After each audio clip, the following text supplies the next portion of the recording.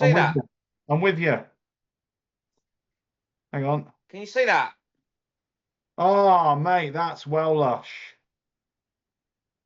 That is lovely, mate. Where's that Don't then? you? Is that in your garden? In my bar, yeah. Very, very nice, mate. Can you see the Queen? The Queen's in like a diamond. Look. Oh, brilliant. Is that, what is it, a print? It's a very expensive picture, I'll have you know. Oh, yeah, I'm sure. Forgive me, mate. I didn't mean to So, criticize. Right. are we Hang on. starting proceedings Hang on. with Hang on. Hang on. the Hang on. third? So hang on. So let me just say. So welcome first of all. This is Wine Online at 9 with Steve Quance. Steve's a jeweler, so we're going to find out about him. But first of all, obviously, the whole point of this, Steve, is we get to find out about your business, but we also get to find out about the man behind the business, which is obviously probably just as important. But we do it over a drink, a little drinky poo, yeah. And the guest gets to choose the Love drink. So it. come on, what are we drinking tonight? So I asked special permission if we could drink two drinks Yeah.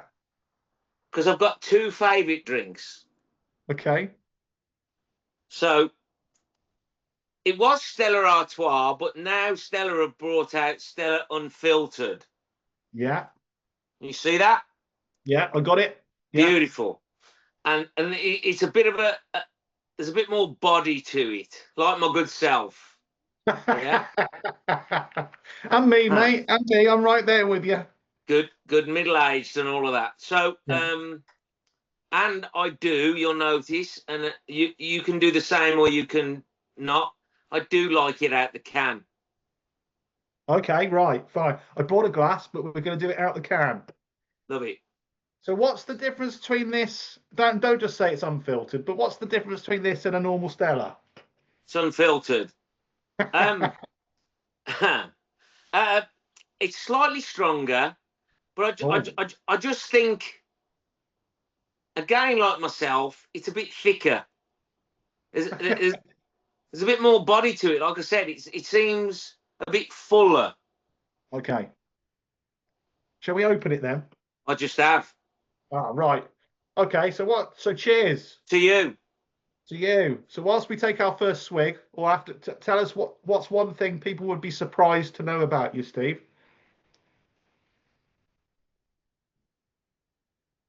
Oh, God. I was runner up on probably the very first um, reality stunt show type thing. Oh, wow. Okay. What was that? So BRMB, Two Strangers and a Wedding. Okay. Was it about 19? Would have been about 1995, I think. And how old were you? 25. Okay. And I was driving home. I used to work on a Saturday. I was driving home and I was looking for love, gotta be honest. Okay. And there was a competition on BRMB. Was always racing home to watch Baywatch in the old Horns, great bar. Um, as you did while you played pool. The lovely Pamela running up and down the beach. And I got halfway home and they were saying, right, you can enter this competition, you can win a holiday in Barbados, you get to win a Vauxhall Tigra. Do you remember the Tigras I years ago? do. I do. And you can get to live in a place in Centenary Court, which then in town on the water's edge was brand new. You know, on the back of Brindley Pace on the canal there. Okay. Like these flats, apartments, courtyard. They were brand new, just been built. And I thought, wow, what you got to do to get all that? Yeah. It was That's a a big small prize. matter of walking down the aisle and marrying someone you'd never ever seen before in your life. Okay. So I went into the pub Yeah. and took their attention off a Baywatch for about 10 minutes. I said, I'm gonna enter this competition. And little did I know at the time, that was probably well, it turned out to be great, to be fair, but it was a big mistake. All the lads said, there's no way you're going to do that. There's no way you will go and have a go for that. I said, I'll tell you what I will do. I'll go for it and I'll win it. Okay. So the next week, I'm driving home again, similar sort of time. Advert comes on again, BRMB, and it was last call. It was, we've got 2 hours left of interviewing at the Hyatt in Birmingham. If you do want to enter this fabulous competition, they rolled out the prizes again, which were absolutely fabulous. Come to the Hyatt before 6 o'clock. I'd finished because it was a Saturday at 4 o'clock. I had 2 hours to get there. I literally turned round at Perry Bar, went back to the Hyatt and went for my interview. Interview lasted about 15, 20 minutes. And I went to all the lads in the pub. There you go. I've entered. Let's see where it goes. I got a phone call on the Monday. Can you be at BRMB Studios? You know, the old HP sauce place Yeah, I on do. the Yeah. island towards Nechel's. Yeah. Can you turn up at BRMB Studios at about 7 o'clock on the Wednesday night? You're one of the 7 finalists. Wow. Now, I entered it as a radio competition, and we turned up, and the first thing I saw was these bright lights. We've walked through the door, and there's TV cameras in your face. Oh, so you weren't expecting that? No, no, it was, and it turned into a 2-part TV show as well. Brilliant. And how come so you didn't win it though? No, I was gutted. I, Did I, you I, did you I get don't to enter open? anything to not win. And they called me into the office. Julia name was the MD, the person that ran BRMB at the time, whatever she was. Yeah. And she said, Stephen, listen, you've been a great contestant, but for reasons we're going to keep to ourselves, you're runner-up. Ah. Did the person did the couple win the actual place that they lived in? Did they get to keep the property? Ah, that was the bit we didn't know. So you only got the car for a year and the house for a year. Right, I see. Okay. And are they still together? Do you know? She married Jeremy Kyle. What? She married Jeremy Kyle. Her name was Carla. They've got about 4 kids together, I think. What? So the woman that you would have ended up marrying? The lady, yeah. The funny part about it was, so I've got a really good friend, right, that unfortunately we've lost to cancer. But Wayne Jenkins, was a very good friend of mine at the Right. time. And he Yeah. knew I'd entered this competition.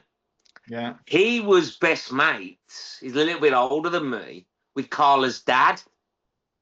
So he knew as well Carla was in the competition, but Right. he couldn't tell her I was in it, and he couldn't tell me she was in it.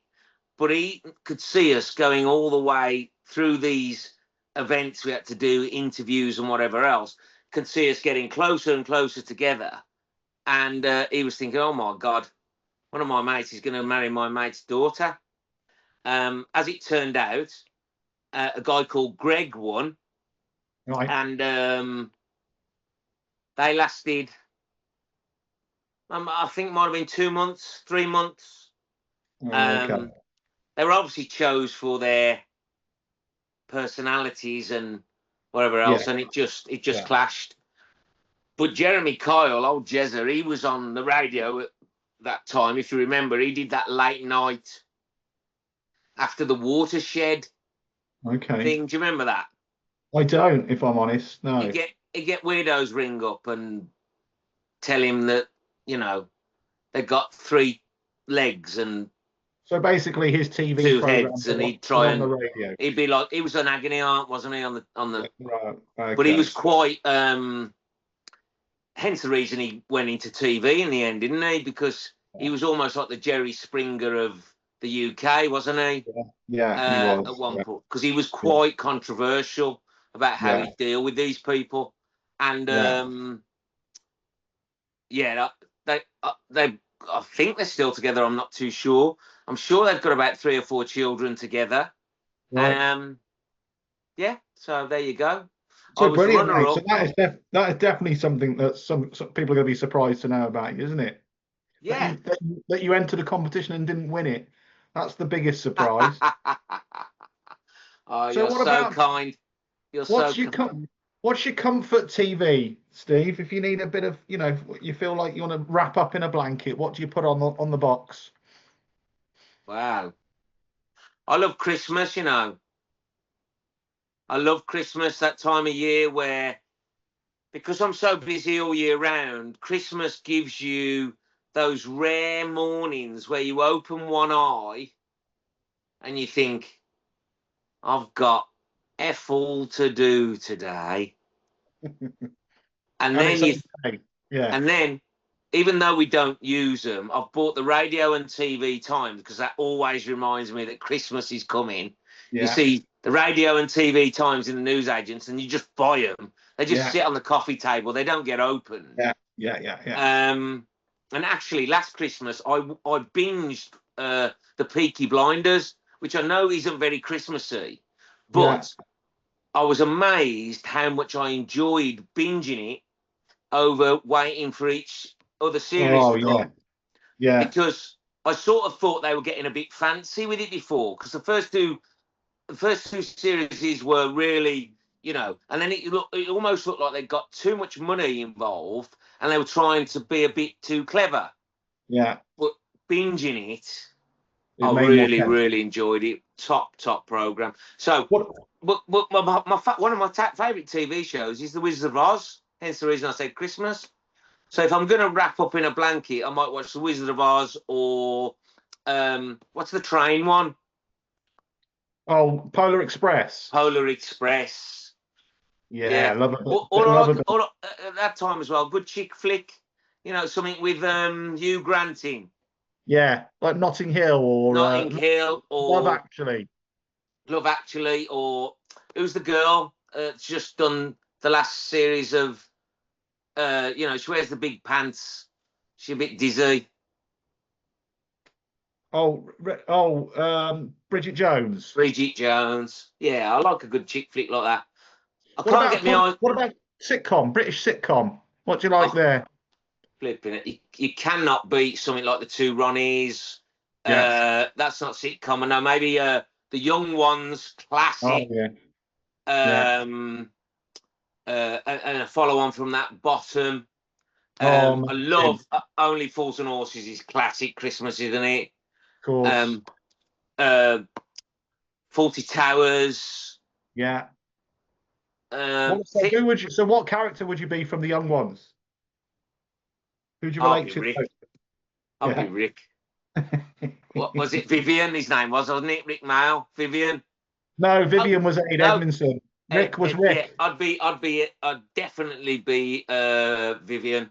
Vivian. Aid Okay. Edmondson, yes. Yeah. Yeah, he's a Yeah, legend, mate. Absolute yeah. legend. So you're a jeweler. How did you get into jewelry? What made you want to become a jeweler? Yeah, I always wanted to.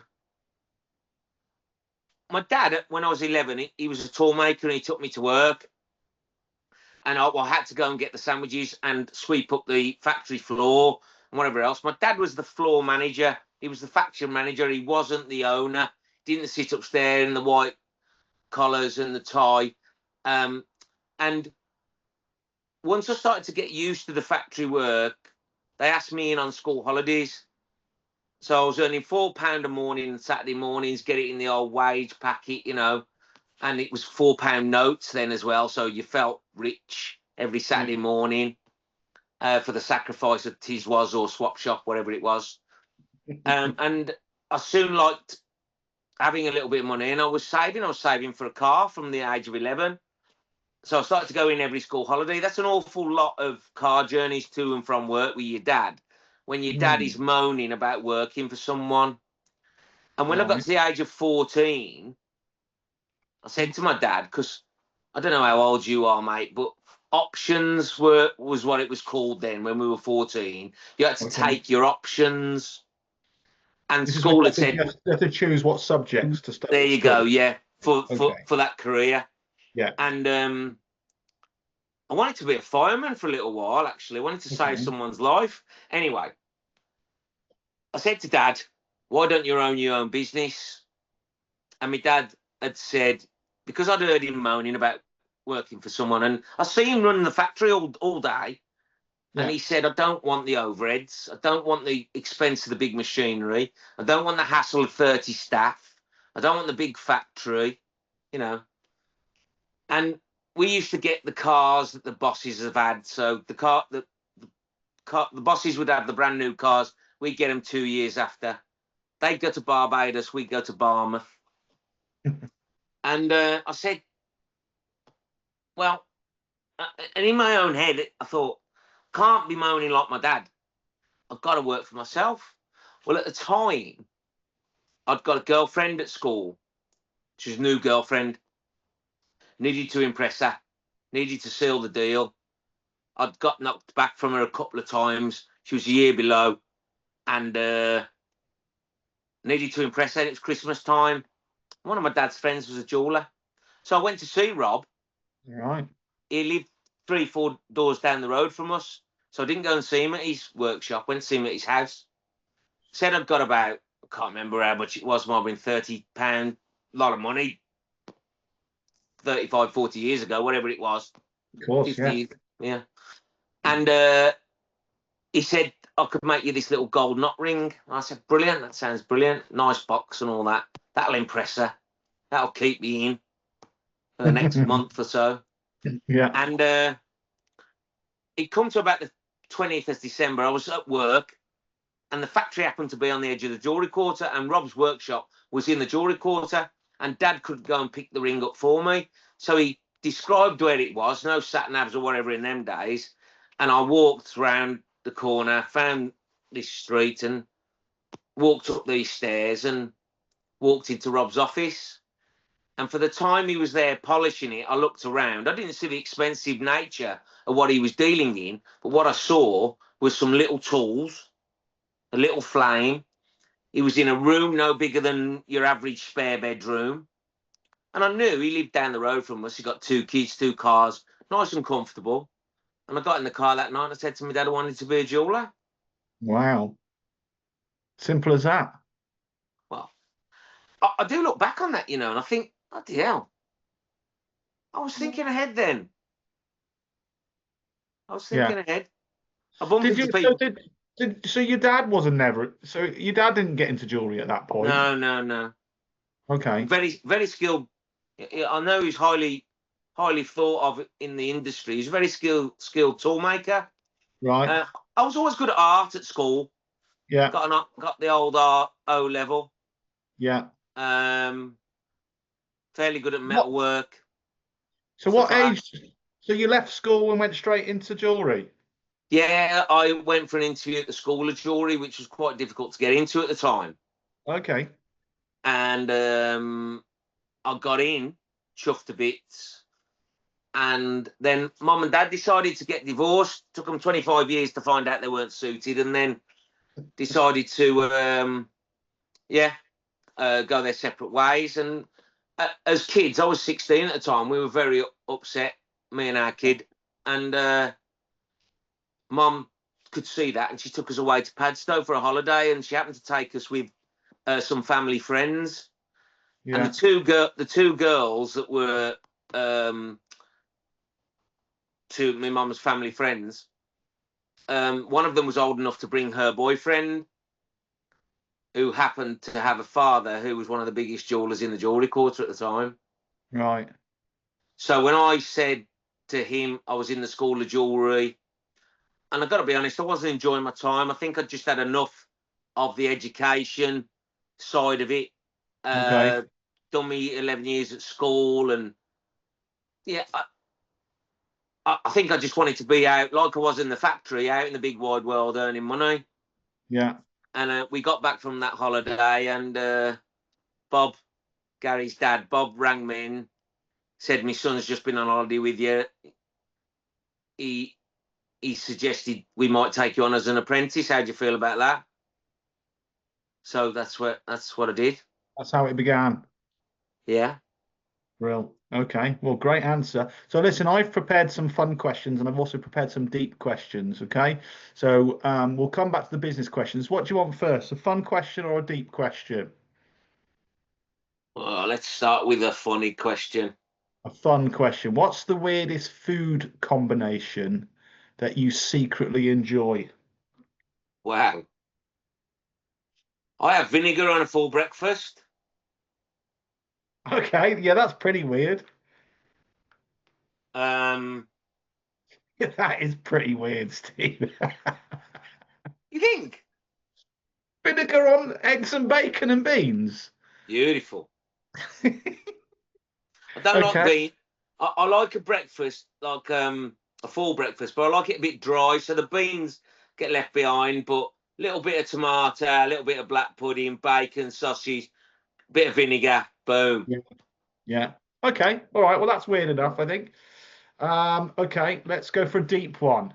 Yeah. Go on. We'll start deep. All right. What happens when we die? Ha ha. The jury's out there for me. I'm really undecided. I've been to my first mass this Sunday. Okay. So my godson had his firstborn. So Oliver christened Harrison. Oliver's my godson. And I went, and they invited us to the ceremony, which began at 12, but we could go to mass, which began at 11 before the ceremony. And I'm Yeah. really glad I did. The vicar was very down to earth, and vicar, father, whatever you meant to call him. And it didn't drag on like every time I've been to church through quite long ceremonies, through funerals, weddings, whatever, seems to drag on a bit. Although, you should be enjoying the wedding side of it anyway. It didn't drag on. It went very quick, and I was really interested in it all. But it did make me think, what, funny you've asked that question, what does happen after? And I would like to believe you can go up and influence things for the right reason. But unfortunately, when you get to midlife, you lose some close friends too early, Mm. and you question, is there really a God? Because he was a good person, she was a good lady, and Mm. they've been taken from us. So Yeah. It's difficult yeah, to it's difficult to get it around. It's difficult to justify, isn't it? I get it. you've got to make the What? most of what you're here, because what we don't know, we can't influence. So what we do know is that you can influence whatever you're doing while you're here. Yeah. So Have you ever been to a medium?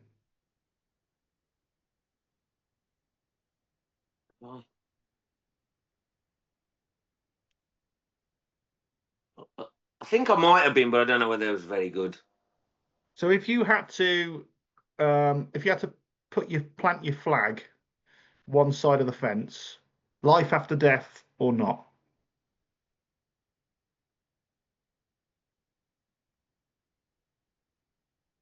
It's a bit Not. dark. Yeah. Okay.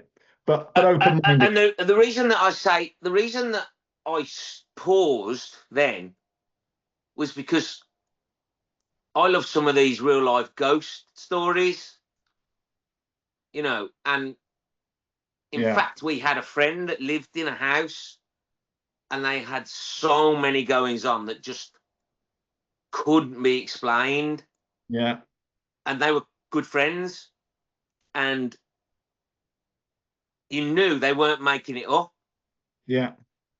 But I think the mind as complex and as wonderful as it is, I walk through the churchyard, walking the dogs, both very early mornings before our networking meetings that we do. Yeah. And it's dark now, or sometimes at this time of night and it's dark, and I walk through the churchyard every time. Now, if I was a bit of a ghost believer and whatever else, my mind would make me think someone's going to crawl out of that grave or whatever, and I'd see shadows moving, and you know what I mean.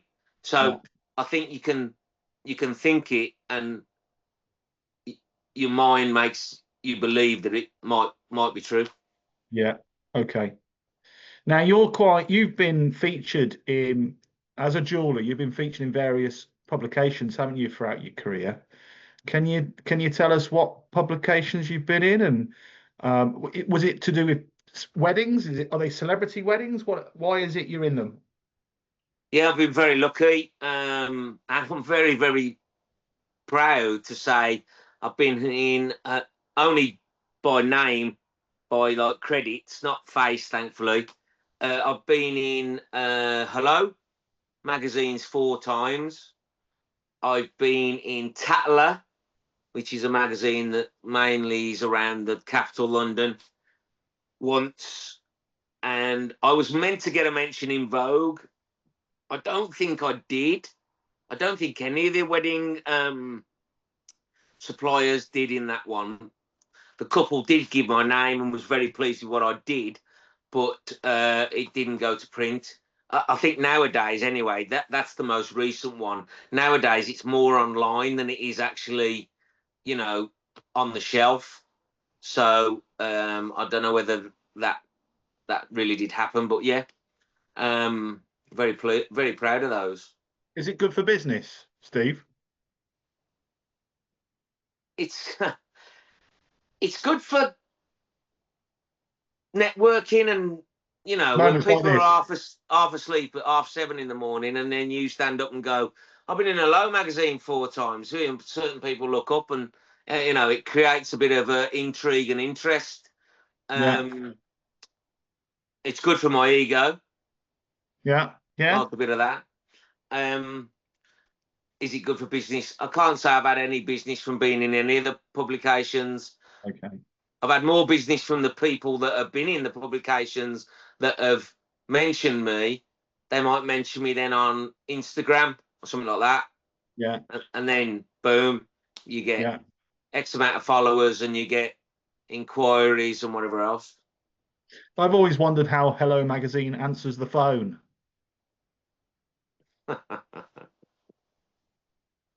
Anyway, yeah. Tumbleweed. Yeah, that's fine. So, do you make a window full of jewelry, or do you just make jewelry on request, on by order? So when I had a shop, it was probably the most frustrating part of my job, because I am a working jeweler, because we make jewelry. You'd get people come in, and you were building up your pension pot in your window, and in your cabinets, because we deal in an expensive product. You are allowed maybe 30 days, 60 days, whatever that particular supplier would allow you credit. And then whatever you sold, or the business that you'd done over those weeks and days and months, you would then have to pay your bills off.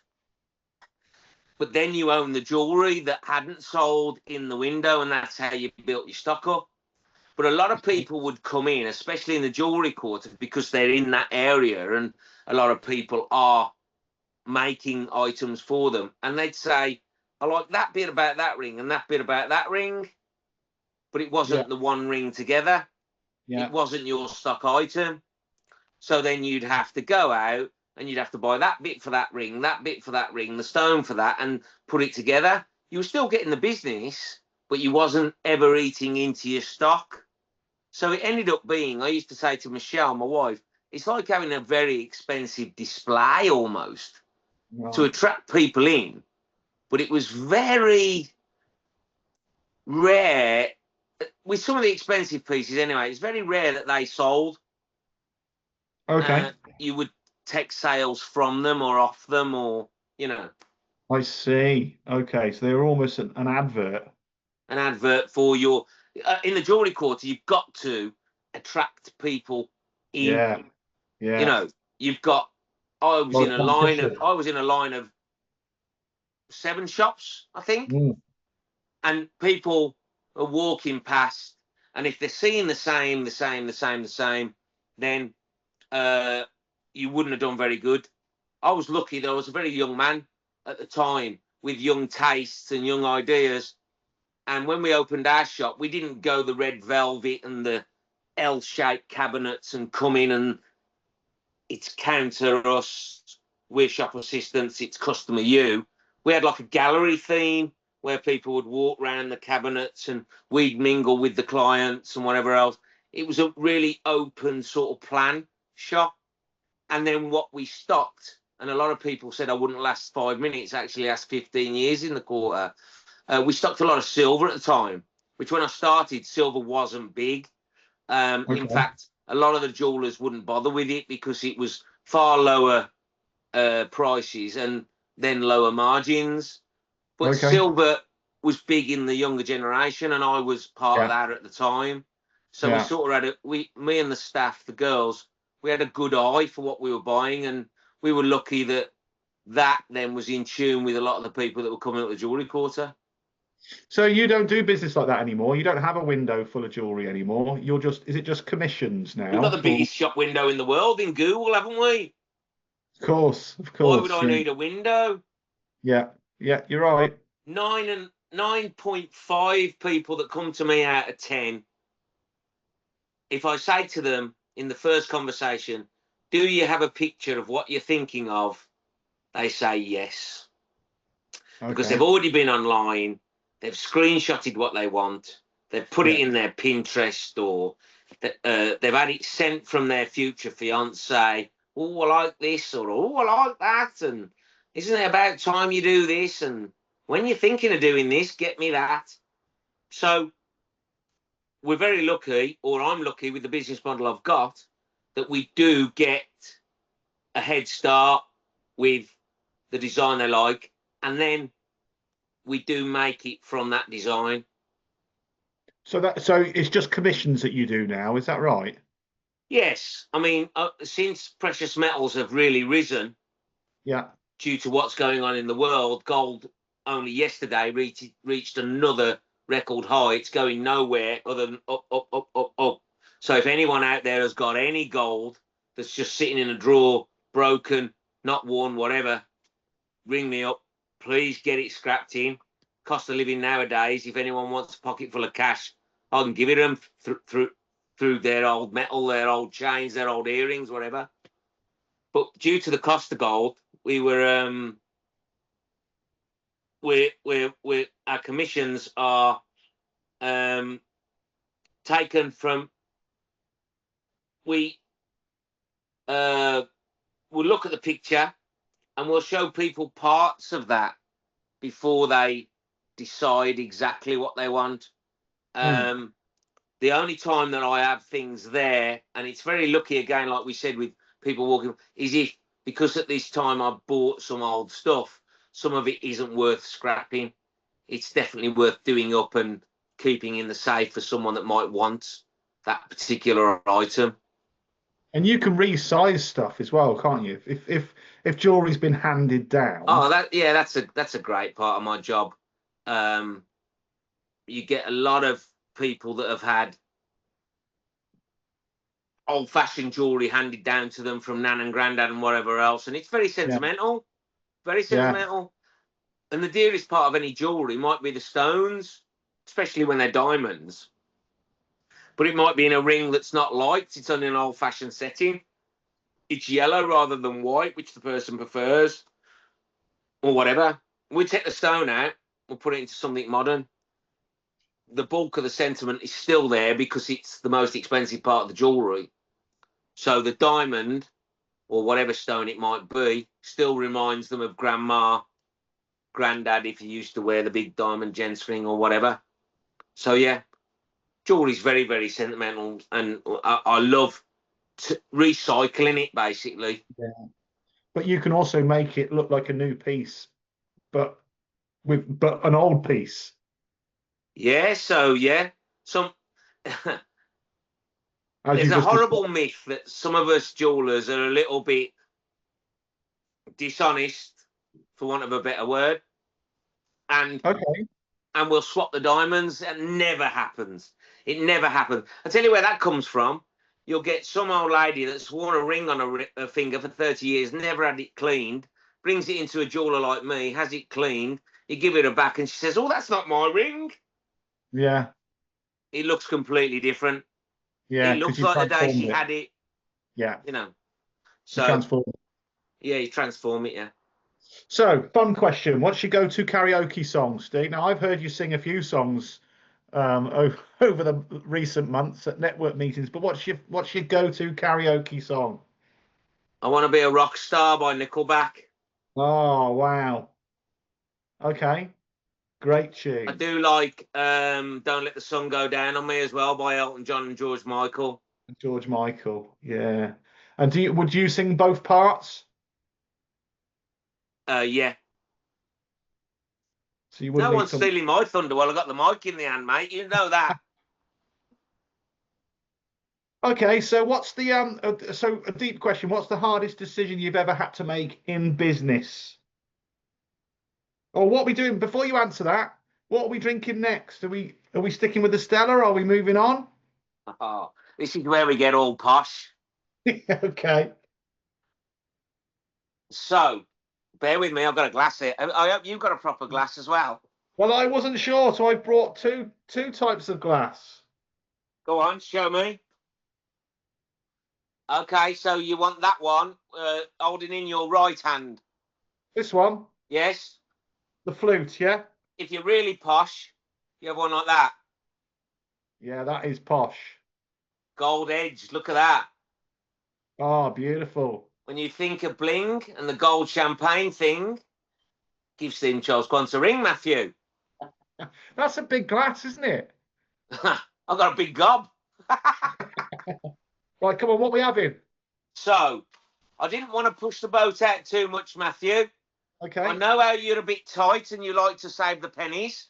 Yeah, So I've been to Sainsbury's and got a bit of carver. yeah. Now, this cost me, don't know what yours cost. You go first. What did yours cost? About 8 quid, 7, 8 quid. Okay, yeah, £6.99 this one. Yeah, I think that was what it was. Yeah, from Looks like Morrison. champagne. So when your Yeah, mates have had a few to drink and you want to give it Billy big balls, get the carver out. They think you're opening a bottle of Cristal. yeah. You could even change the label, couldn't you? Pop the cork, Oh, beautiful. Oh, I'm looking forward to this, Steve. tip the bubbles in. Look at that. I'll get a goldfish swim around that. That's amazing, mate. Didn't even foam up. Back in your bucket. I hope you've got a bucket there, kid. Got to keep, look at that. Got to Yeah, keep it cold. got to keep it cold. Oh, by the way, if you don't want to get too drunk and you don't drink all of that bottle, get a teaspoon, Yeah, put a teaspoon in it, back in the fridge. That'll stay fizzy until tomorrow night. great advice. But the kicker here, Matthew. Yeah, yeah. So other than Stella, my favourite drink in the world is a Kia Royale. It is a cocktail. And what you need to add for that is creme de cassis. Got it.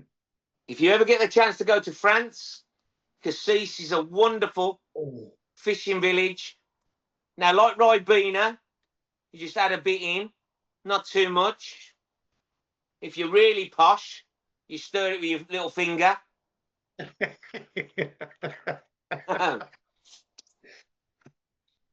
And that is known as a Kia Royale. Kia Royale. Cheers. Cheers. Boom.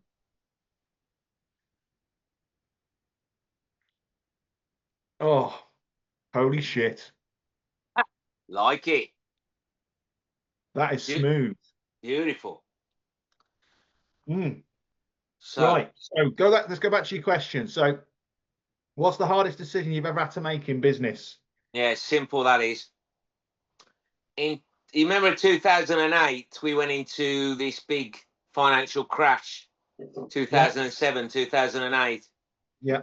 And the jewellery quarter, well, because it was hard for everyone, like now, people just scrapped all their old gold. Because of what was going on in the world, gold prices went through the roof.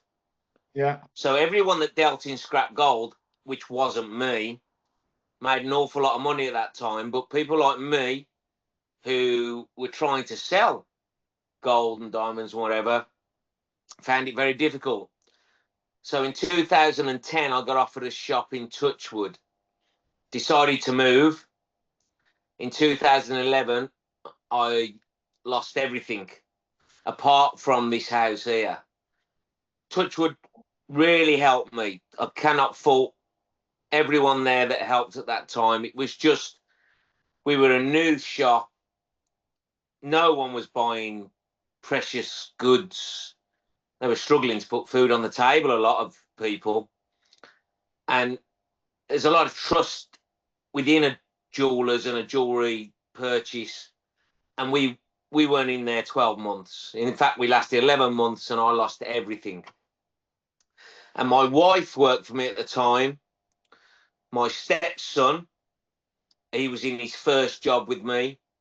And I had 3 members of staff that in total, 10, 20, they'd been with me over 30 years. You know, a couple of them 10 years each and the one 15 years. And I had to make them all redundant. Yeah. Um, Tough.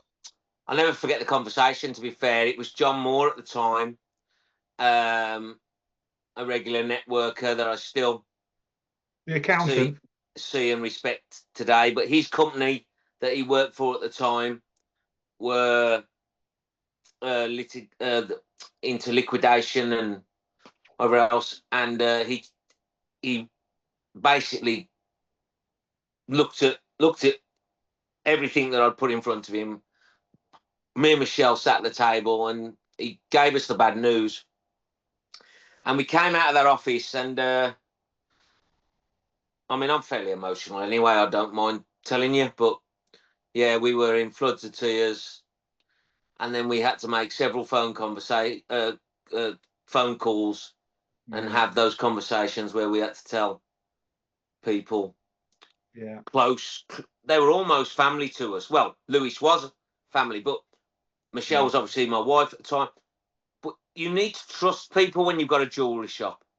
Yeah. It's a very, very easy item and expensive item to, if you want to be dishonest, you could steal. Yeah. And the reason that I kept the girls and the one lad, as well as Lewis and Michelle working there, the reason I kept those 3 on was because I trusted them. They were like family, so I tried to look after them. And so to make 5 of them redundant, I felt like a bit of a failure at the time. And yeah, they were the hardest conversations I've ever had. Yeah, it's tough. Are you in touch with any of those still? Yeah, we're still in touch. Well, one of them was Michelle's best friend from school, Okay. so we're still in touch with her. There has been the odd occasion where Michelle's best friend's son got married, and because we were close as a shop and whatever, we turned up at this wedding and all the old staff members were there. So, Yeah. we all caught up. They all still live locally, and yeah, we all still get on. So everything worked out. Well, they went and got other jobs, and obviously they'll never have a boss as good as me. But Of course. yeah. Obviously. Now I've got Adam Penn in the chat. He just wants me to tell you that you're not that posh, Steve. Only because he hears me here's me maybe drop a few expletives every now and again, especially where he's about. Posh people are allowed to swear. They are, yeah, they do. They're allowed to swear. Right, what's one gadget you couldn't live without? You can't have your phone because that goes without saying. Yeah. What's one gadget you can't live without?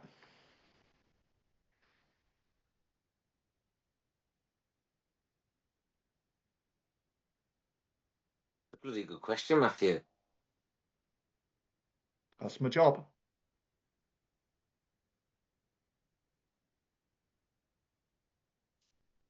Ooh, we've got dead air. Ooh. Is a television a gadget? It is a gadget, yeah. I'm not sure I'm going to allow it. It's a bit obvious.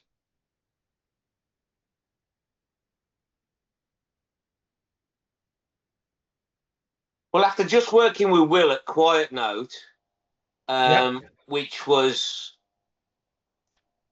an enlightening and a really, really helpful experience, you know, working on your mental health through music, I would Oh, have to say my waterproof AirPods. yeah. Oh, great. Yeah. I think I've met this chap. Is he a networker? He is Will Crawford, yeah. He's at 20, Sterling, isn't he? Is he at 20 Sterling? He might be as well. He's in Sunrise.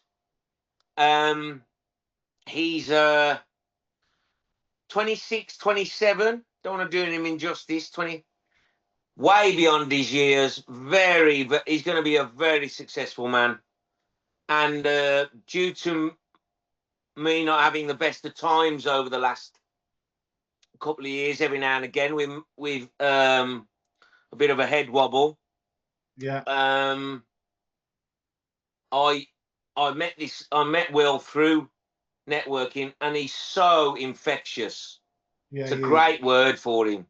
He's infectious, and I thought, do you know what? This guy could help, and yeah, that he has.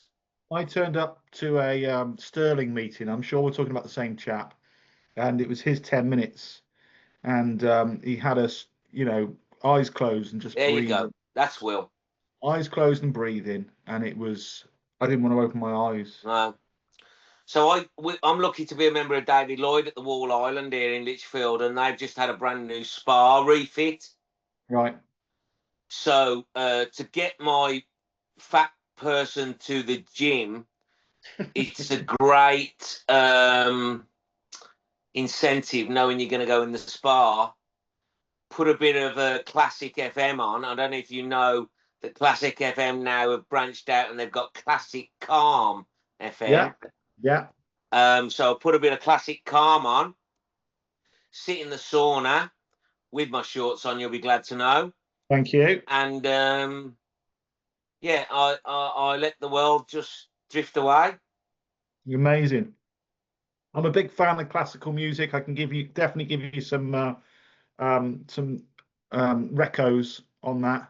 Well, for anyone that's got a newborn and they're struggling to sleep, that's what got us through the night a lot of the time. Henry couldn't have been much older than 5, 6, 7 months. We used to have the little speaker next to him, through a Classic FM, and yeah, hey presto. Okay, so going back to your business a little bit, Steve, what's your take on lab grown diamonds? Yeah, it's a bit of a contentious subject in the trade at the moment. Okay.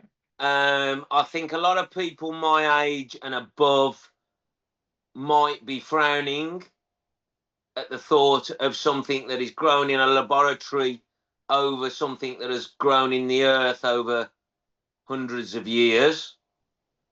But my take on it is this might be going to my head a little bit, which is a good sign. It's definitely gone to my head, Steve. My take on it is, what's the go-to word of the day? It's sustainable, isn't it? Yeah. We're all washing out our milk cartons and recycling them, and I'm forever telling the kids off for putting the paper in the cans bin and whatever else, and just doing your little bit. And if we're not mining, which as far as I know is not very good for our green planet, but we're creating something that is exactly the same composite as being grown in the earth, then Why not? why not? And the big kicker here is I don't care what you're spending on an occasion such as engagement, what is in that ring, what that ring's made of. It's all about what you're doing at the time. So if you're happy enough with someone, you're going to intend to spend the rest of their life with that particular person, and you want to commemorate that with an engagement ring, which is the tradition. Who cares what's in it, what it's made of, whatever, what it's cost? All about what you're doing. So Yeah. I will supply a mine diamond if you still don't fancy and trust a lab. But a lot of the kids now, through affordability and wanting a bit of a wow, which I don't blame them at such a special time, you know, they are going for the lab grown. And yeah, I'm more than Steve, happy to be involved. if I took a lab grown diamond to a jeweler, would he know that it's a lab grown diamond? No, Well, then it's a diamond, isn't it? it is that, sir. I'll give you an analogy here. Here you go. This is great. This is. I won't take the credit for this because when I first started selling them about 3 years ago, I was sat in front of this lady, and she was. One thing I don't have to do when I'm sat in front of clients, because there's no pressure. You're sat there, cup of tea, glass of fizz, whatever we're doing. I don't have to sell to them. But I was trying to encourage her because all of a sudden the penny had dropped, and I believed in them. That this was the way forward. And she said, Stephen, stop. You don't, I'm on board. She said, if you gave me a rose and it was grown in a field, and then you gave me a rose and it was grown in a greenhouse, What's the difference? what's the difference? Oh, beautiful. Stunning. Brilliant. Well done. Right. So Adam Penn's got a question for you. What's the best bit of advice for someone starting out in the jewellery trade? I've got a question for him. Hasn't he got nothing better to do tonight? Why aren't you watching Traitors? Oh, mind you, it's probably finished now, isn't it? What's the best bit of advice to what? Sorry. For someone starting out in the jewellery trade. Well, I think my problem with education and learning the jewelry trade outside of the trade, so that's actually being an apprentice in a working live business, was that unfortunately I felt as though, and this is only my opinion, you were being taught the slow way. You know, time is money. If you're working in a true workshop stroke jewelry business environment, the only way they are making money is, one, being competitively priced, but two, doing it quicker than anyone else. Okay. That way you can get more jobs out in less time. Yeah. You make more money. Now, if you're taught like that, and like I did through Bob, I watched him. He was like my idol. He had these beautiful cars and he wore a beautiful watch. And I thought, oh my God, I want to be like him.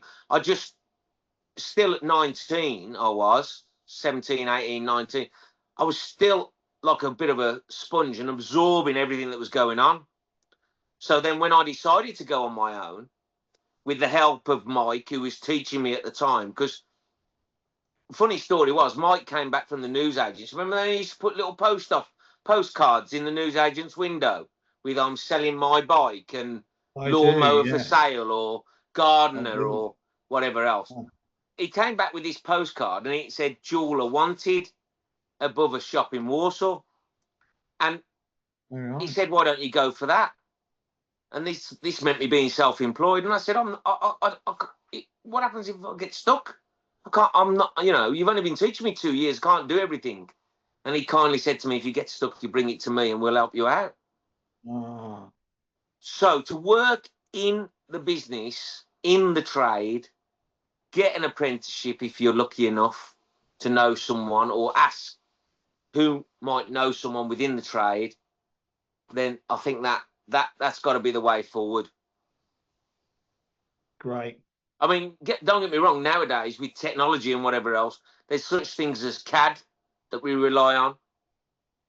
Oh, Yeah. what's happened there? I've I'm lost you. still in. I'm still here, mate. Hold I'm on. still in. Can you see me? I There can you go. see you, mate. I Are got you you back. there? I got Yeah. you back. There's things as CAD now, so computer generated. I'm starting to lose my. Hold on. That's it, mate. Wet your whistle. Wet your whistle. Computer generated images, Design. Yeah. but you still need to know about jewellery and how things fit and whatever else. But you know, that's another extension because of technology of how you can get into jewellery. Yeah. Okay. Great answer. Okay. What deep question? What motivates you to keep you going on the tough days? My family spend it quicker than I can earn it. As simple as that. Okay. Right. Okay. So you're very very money motivated. No. Oh no. Did it come across like that? Well, I don't think there's anything wrong with being money motivated, mate. I think we're all No. in business, aren't we, for that reason, aren't we? No. Get a job you love. You never work another day in your life again. Simple as that. So Okay. my job isn't money motivated because my job is all service led. It's making people at a very important time with a very considered purchase feel very comfortable in what they're buying and who they're using. So the jewelry journey, if you like, for a once in a lifetime experience, You just say a quants. a once in a lifetime experience. Amazing. I need a bit more of a drink. Hold on. Go on. Are we pouring another? Are we? Let's do it. Yeah, 100%. Don't forget your little bit of cassis. I won't, mate.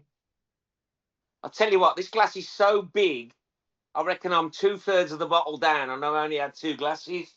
Yeah, this little flute, it's like 2 mouthfuls and it's done. Yeah, that is the problem. Well, you'll learn.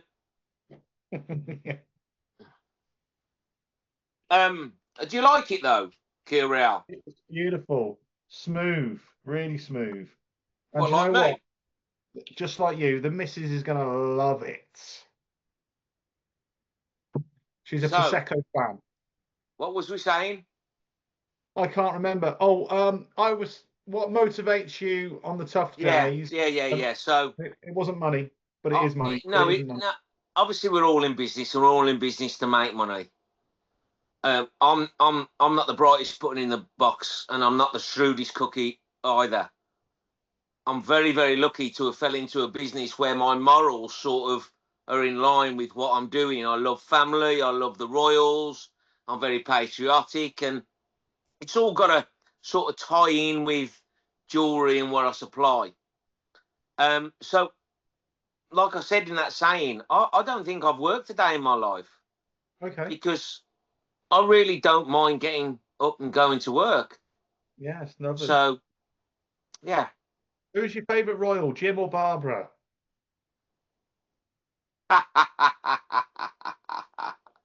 I absolutely love the royal family. That is my comfort TV. That was one I missed, wasn't it? Yeah. Fabulous. My comfort. Now, Um, is it mainly engagement rings, wedding rings? What makes up the majority of what you? well, you've said the 2 items there. The 2 items there I mean, I'm very lucky to get engagement rings. A lot of people want to do it on the QT. They don't tell too many people. In fact, if they tell anyone, they go out and get an engagement ring because they want the big surprise and whatever else. But I'm fortunate that a few people speak to their best friends, and their best friends have used me, and then they give my name across, and that's fabulous. To meet them at the front end of their jewellery buying journey is brilliant. I mean, an engagement ring leads to 2 wedding rings if you've done the right job. And then if children come along, it leads to an eternity ring, maybe, anniversary gifts, birthday gifts, whatever. I think the average person might buy jewellery 3-4 times in their life. So you've got to please an awful lot of people to keep busy. But yeah, I'm very lucky to be involved in those occasions, and the engagement and wedding rings are, yeah, my bread and butter as far as sales and commissions are concerned. Yeah. And is it just rings that you do? No. So we sell beautiful diamond earrings and pendants. They're great wedding gifts, but they're great Christmas gifts as well. And as we spoke about, we do a lot of commission pieces, but we sell bracelets, bangles, earrings, cock rings. Did I say that? No, we don't sell those. Did I say that? Edit that out. Okay, we're live, mate. It's very difficult to edit live sorry. TV. I might sell them, but I'm not fitting them. How do you know if it fits or not? Well, I don't quite know that because I don't sell them, to be fair. That's great fun. Love that. So yeah, body jewelry at one point was quite big. Obviously, people that was too scared to have a tattoo had their nipple pierced. So yeah, but I didn't sell too much of that, to be fair. I've got a question here from Scott Irving. Okay, Scott, he is good watching. Good man, but probably he said the same about you, actually. Yeah, Steve. He's probably one of the best plumbers in the world. Oh, I had a fantastic experience with David, his partner. Okay. Superb. We had an issue with a ceiling that was leaking. I'm glad you said ceiling. Go on. Yeah, ceiling in a buy-to-let. Called him same day he was there, but he said that he's got his system sent out a text. It sent out a map. I could track where he was on this bloody map. Yeah. That's one of his go-to USP or whatever you call it things, mate. They are fantastic. They are, and that's why they'll do so well networking. They are people's people. Right. You don't need to know he's a good plumber. You just meet him. Yeah. He's a good person. There you go. I said to my missus I wouldn't get drunk on this podcast, but yeah. Well, you knew damn well. You just blatantly lied to her, mate, because you knew damn well that was happening. The only thing that annoyed me about the service from Scott and David was they were too cheap. Was the price? It wasn't enough because it was the ex-wife paying. How did I guess that? They were too cheap. I haven't heard it the first time. Honestly. Right. So his question is, as someone who's just starting out in networking, so nothing to do with jewelry. See, I'm slurring my words now. And having met you through networking, what's your top tips for being a successful networker? Well, flipping it, networking teaches you 3 things, first of all. 1, there's another 5 o'clock in the day. Yeah. 2, you can walk into a room, not know anyone, and not feel uncomfortable. And 3, a bit of public speaking. Yeah. It doesn't come easy, and still after 17, 18 years of networking, every networking meeting I do, I get those little butterflies whatever. Yeah. That's why I wake the room up with a bit of song and whatever else. I'm hiding behind my voice, to be fair. Yeah. The best advice I can give is don't dismiss any networking opportunity. So there's many a time, yes, we do the early mornings, and it is difficult to get up, but once you're up and you go. It's many a time that there's been maybe a social or a green club or whatever else that we go to, and you could well do without it at 4 or 5 o'clock of a night. And you could easily turn left instead of right and go home. And there's been many a time I've gone and I've came out of that meeting with that little, I wouldn't say golden nugget all the time, but something that has led to a bit of business and whatever else. And I've thought to myself, and I can't tell you how many times that's happened over, I know I've been doing it a long time, 17, 18 years, but I've been driving home and I thought, fuck me, if I hadn't have gone there, I wouldn't have had that. Happened. I remember when I first started my B&I journey, I remember saying to myself, if I get asked to sub, I'm saying yes. Yeah. I'm saying yes, wherever it is, whatever time it is, whatever. Well, we're very lucky, aren't we? Because we're very niche. Yeah. So, you know, I was less niche then because I've swapped seats, but yes, you're right. Okay. But accountants can't go anywhere, and you know, wedding photographers and HR mortgage and whatever advisors. else. We can. Yeah. Okay.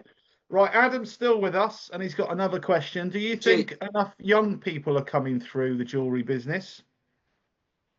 Crossroads must have finished. That's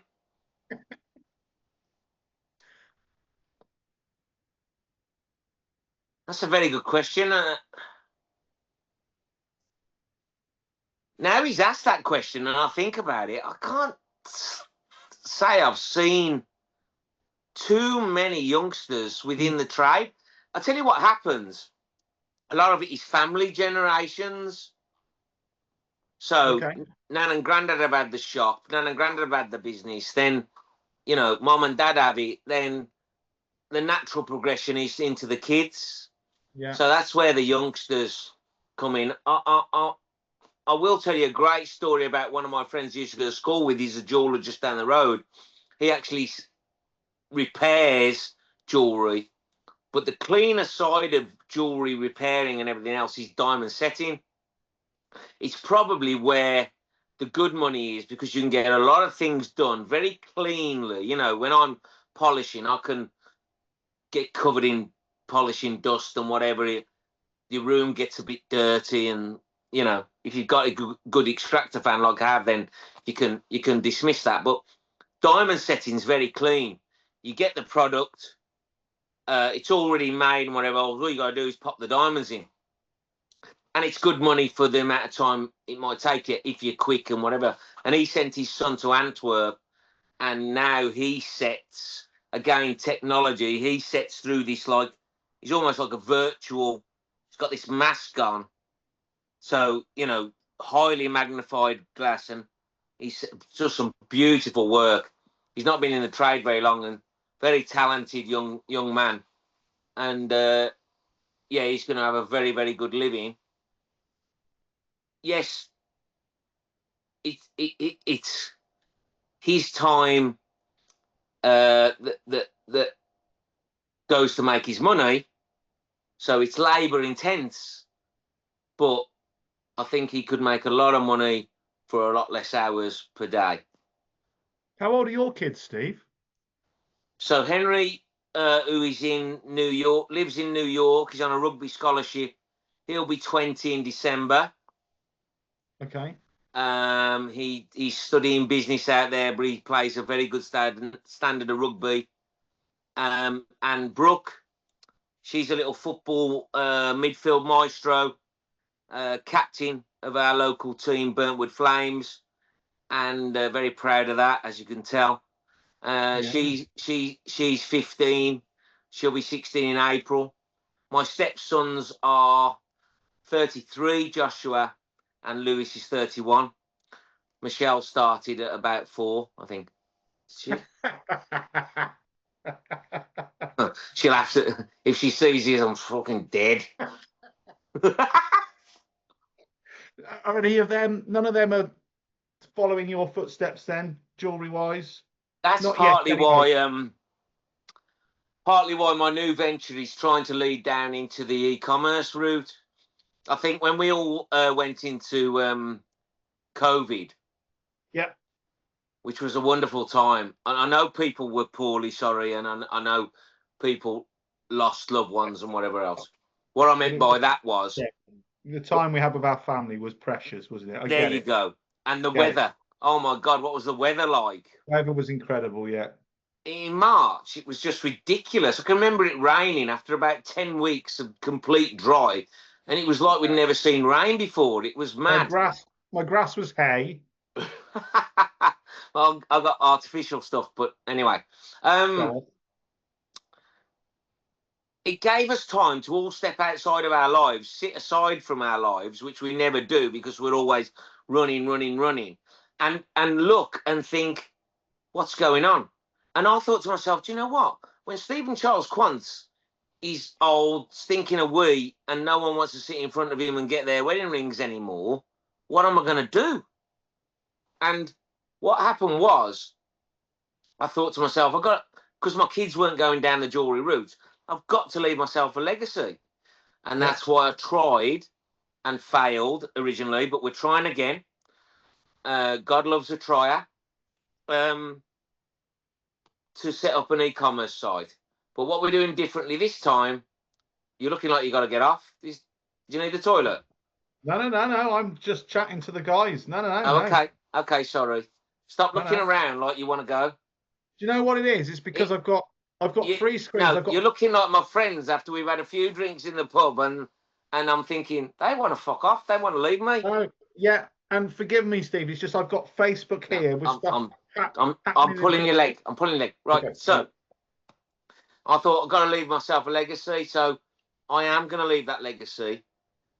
Gosh Rocks didn't take off, unfortunately. It was a very, very good attempt, and it didn't work out. Stephen Charles Quance will be offering an e-commerce site where we're going to try and do something very different in e-commerce. We're going to try and make people think they know me and they haven't even met me. I mean, we can do Zoom conversations and all that, but then click that button and buy that item without having to meet me. Again, if we could all bottle the word convenience in today's world, we'd all be multimillionaires, wouldn't we? So, yeah. Convenience, you haven't got to get in the car, you haven't got to park in town, you haven't got to go in the clean air zone, you haven't got to do that. But still, it's a very trustworthy purchase you're making. So I feel like I know Stephen. He's done my head in on social media that much. I feel like I know him. Yeah, I can press that button and buy that diamond ring. Well, there's people that will feel like they're getting drunk with you tonight, Steve. Talking of drink. Are we doing it again? Oh, come on then. We're doing it. Right. Keep up. I'm keeping up with my little glass. I don't think you are, because your glass is half the size of mine and you've only had 3 and I've had 3 fish bowls. Do you know the beauty about cassis? Go on. Read the label. Oh, fucking hell. I ain't got my glasses. In fact, I have got my glasses somewhere. I'll tell you. Don't worry. I've got mine on. What does it say? Oh. Percentage. Oh, percentage. Hang on. It's a liqueur, and it says... It doesn't say. Shuts up.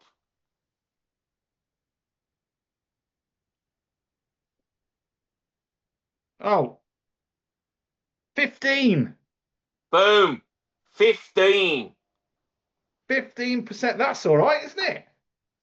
That's 3 times as much as the Green Lady. Yeah, but it's only a little dash, isn't it? Do you sell watches, Steve? So, I do sell watches. Without sounding, I've got it all over my hands, it's all sticky. Yeah. I've just spilled it on my desk. Yeah. I do sell watches. Without sounding too snobbish, Or posh. I can sound posh because I've got Key Royal in my hand. Yeah. You So look posh. the main brand I sell is Rolex. But Lovely. there's a damn good reason for that. Watches are a nightmare. We wear them all of the time. They've got these little bits of machinery with inside them, like little engines. And because you wear them all the time, you've only got to knock it on the side or whatever else, and you could knock a little wheel out of joint or whatever else, and you've sold it to someone, and they come back to you and say, I haven't dropped it on the gym floor. You bloody have, because half the face is hanging off. And you get married to them. A Rolex, wow. For one, it's very robust. For two, and this is the kicker, this is the main thing. A lot of my customers that are doing very well for themselves buy their own watches, and there's no sentiment involved. And when they buy them off you for an X amount of thousands of pounds, but then they get bored and they bring them back, there's only one watch that holds its residual value all of the time, and that's Rolex. Rolex. Don't get me wrong. Not even a Breitling. No, Breitling's the wrong brand to pick on. Patek, maybe, no, not even Hublot. Patek definitely, is in another league and whatever else, but Rolex. So yeah. I get Bob buys a Rolex 3 years ago, loves it, wearing it himself, flashing about, giving it all that, and then he gets bored of it, has seen the new brand come out, the new Rolex. He's given me, let's say, £1,000 for it. That is just a fictitious figure because he wouldn't have given me that, but It'd have been more than that. And he's worn it for 3 years, and I give him 900 quid back for it. And he's over the moon. It's a win-win for me because he knows he's getting a great deal from me, and I know I can sell that on without no trouble. So Rolex, as far as watches are concerned, and they're not my main line by a long chalk, but Rolexes are the main watch brand I like to sell. The new ones are hard to come by, aren't they, at the minute? What a brand when you can almost lower production to create demand. Demand. Is that what they've done? Well, I don't know whether they've actually done that. Yes, they might have. You know what? As I said to you earlier, I'm not the brightest button in the box, so I don't look too deeply into things. But what happened definitely over the COVID period and after is these watches became more and more difficult to get hold of, and the prices were driven sky high. Some of them were fetching premiums almost double than what they were RIPing at. So did I just say RIPing? We knew what you meant. Thank you. Have you ever sold anything you don't like? Now, in 37 years, you'd think the answer to be yes, wouldn't you? Yeah. Can I sound really cheesy? You can sound, go for it. This is genuine. So don't anyone type in and say, what a load of bullshit. Yeah. We've got 1,000 people watching right now, so. How many's watching? 1,000. Shut up, you div. How many? 2. We're at 5. That's my favourite number. Well, there you go, mate. So, genuinely, I say to a lot of people, and this phrase leaves my mouth at least once a week. I will only put on your person what I put on Michelle. Oh, don't be rude. That's amazing.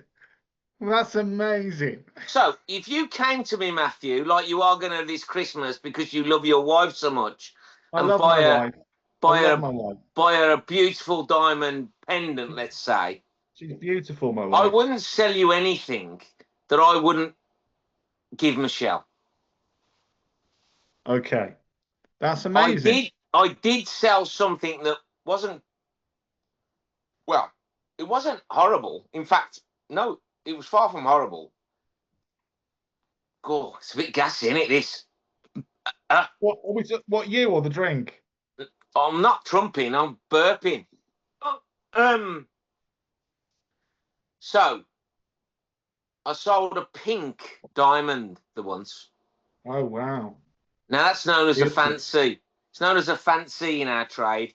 It's pink, and if it's a natural pink, let me tell you, blooming hell. Can you mine a pink diamond? Can you? You can mine it. Yeah, of course. It's very expensive. This is about 15 years ago. And the gentleman that was buying it for that particular anniversary wanted to buy a pink for his daughter, and then he had me surrounded with two blues either side. Now, you can buy very high quality white diamonds, but you start getting into what we call fancies, which are colours in diamonds, and then you're in a different league altogether. And this diamond ring was approximately £80,000, I think. Wow. Yeah.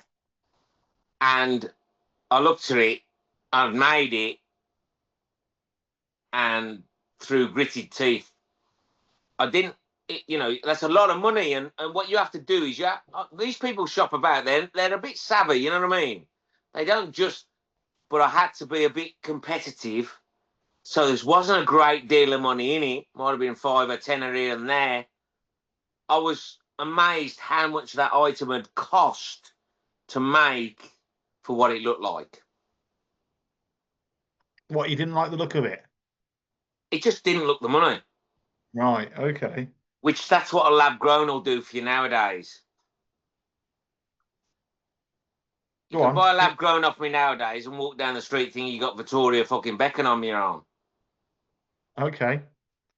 So a lab grown can look better than a mined. It just because it's more affordable to have a larger stone. Ah, I'm with you. Right. Yeah. I see.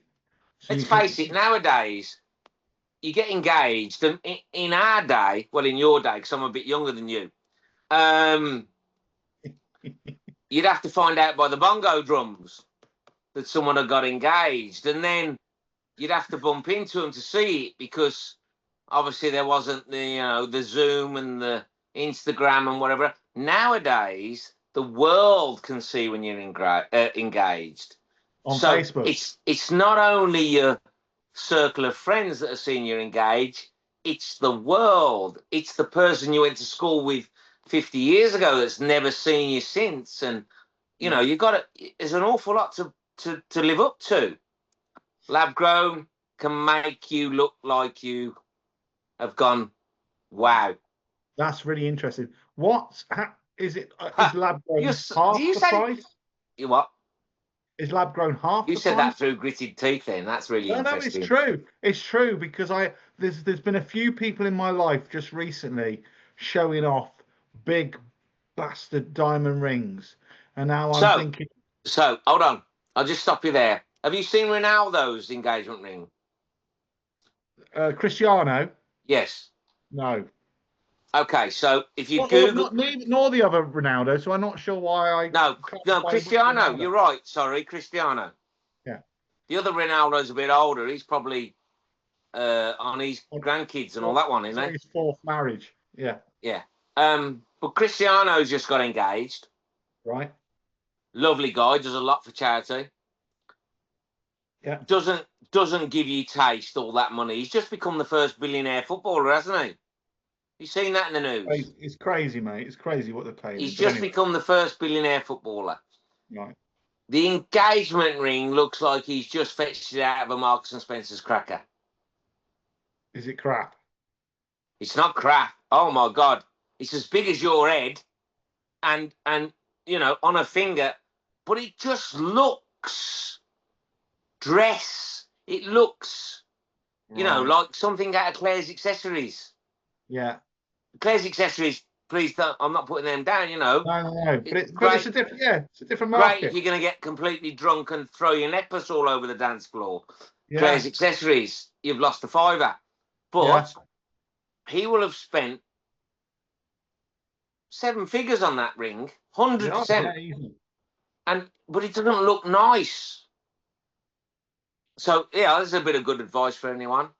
Think about that when you are buying lab grown. Please go for something that's wow. Yeah. Please go for something that's minimalistic. So when she opens that box, whatever the design you've chose, she's going to love. Yeah. But go for something that's people are going to think, wow, that's real. Wow. Steve, do you remember when we were kids and Kit Kats used to come in foil? Yeah. And if you were lucky enough in the school vending machines and it was maths, because maths was shit, I could never do maths, we used to have coffee and Kit Kats, and Mr. Neenham could never see us at the back because I used to sit at the back. And every now and again, you'd get a Kit Kat with no wafer in. Yes. Just a solid bit of chocolate. Yes. Yes. I've been there a few times. But where I was going with this, right, is I used to make jewelry out of that foil. I used to make like press on earrings and you know shit rings. Did you ever do that? No. Have you paused or are you just like gobsmacked? Did you just ask me if I'd made jewelry out of tin foil? As a kid, not now, as a kid. Did you ever do that? Did you ever make I made daisy chains. out of tin foil? No, out of daisies, you idiot. Okay. Well, look, we'll move on because obviously you and I are from a different generation. But Yeah, well, you're far older than me. I used to make jewelry. If anyone, there's 1,000 people watching. Anyone watching? Did you used to make jewelry out of Kit Kat? Oh no, it's just me apparently. God. Okay, I did eat a lot of Kit Kats as a kid. Maybe that's what. All right. Okay, moving on. Moving on. So, we've done that one. I'm going to What, give you what are some. you going to ask me? What are you going to ask me? It's a funny. I'm going to give you a fun question. Okay. Oh, well, come on. Hurry up If then, because so, you were getting boring. right, mate, I've got Fathom here. Fathom says I've only spoke for 18% of this conversation, and I'm boring. Anyway, right. Okay. If if someone made a movie about your life, who's playing Stephen Charles Quance? Oh, that's easy. I can't believe I'm I can't believe I'm going to say this, but I've got a bit of a man crush. Okay. Now, I don't back for the other team, We know that. Yeah. but You I can have a don't. mouthwash. But I don't knock that. My Lewis is, yeah, he's a wonderful boy. Okay. Daniel Craig. Daniel Craig. Wow. Okay. I don't like him with his long hair at the moment. Just Yeah, but seen that. his body in James Bond. Mate, he looks like me walking out the sea. In fact, in From a fact, distance. From a distance, yeah? Four, no, 4 or 5 miles. with your sunglasses on and sun cream in your eyes. Bless you. Uh, Go on, what are you going to say? In fact, have you I was going to forgot? say something about his trunks. Well, okay. Well, I'm glad we stopped that Yes. when we did. Okay. If you could time travel, Steve, would you like to go to the Have you past? finished your bottle yet? No, have I shit? I'm not old. I'm not far off, though. Hold on, look at that. Look at that. Hang on, That is gone, bad boy. hang on, mate. This goes on much longer. I'm going to have to open another can of Stella. I've got Stella. Right. If you could, we can go for as long as you like, Steve. That's up to you, mate. All right. But anyway, if you could Mate, I want to go as long as you're enjoying yourself. Okay. All right. Well, That's what I said to Michelle. that was about 45 minutes ago, mate. That was. Yeah, it's about 45 seconds with Michelle.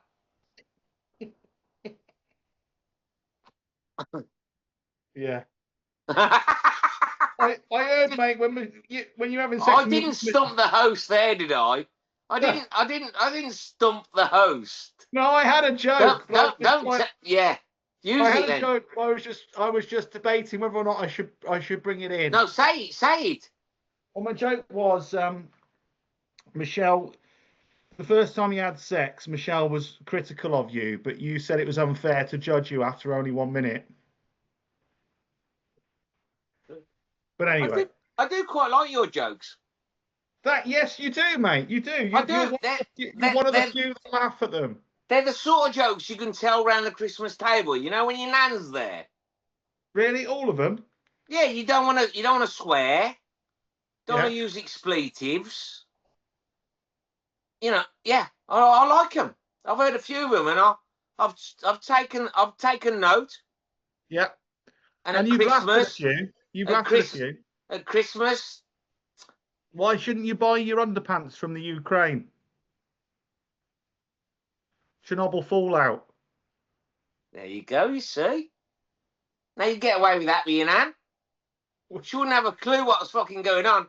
And like the kids at the theatre, at the panto, she'd just laugh along. Yeah. Right, listen. If you could time travel, would you go back or forward? Oh, God. There you go. You can only go past or the future. Past. Are we talking in your lifetime, or are you going further back? No, in my lifetime. Okay, where are we going? Senior school. Senior school. So what's that? 80s, 90s, 80s? I left in 86, so yeah. Why senior school? Oh. Mate. I hope Michelle doesn't watch this. No, don't worry, mate. No one's watching this. No, good. Well, there's 3 now. Mate,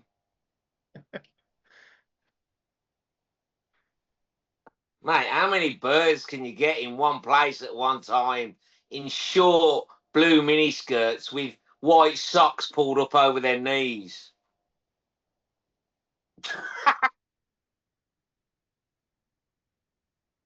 Okay. Yeah, but it's at a time when we're not very good at any of that stuff. Mate, that was fucking brilliant. Yeah, no, not like you are now. I mean, now what do you're you mean? brilliant. I'm rubbish now. No, I was absolutely no. brilliant then. No, now you're brilliant. Then you just thought you were brilliant. Mate, let me tell you, senior school, 100%. I was football team captain. I was rugby team captain. I was house captain. Yeah. I was lead Kit Kat monitor, coffee drinker, and Walker's Chris seller. I got in with the Walker's Chris girls in the Chris thing, right? Yeah. They always had to be 50 years. So when you're old enough, you'll know about that because we went to first year, second year, third year, fourth year, 50 years.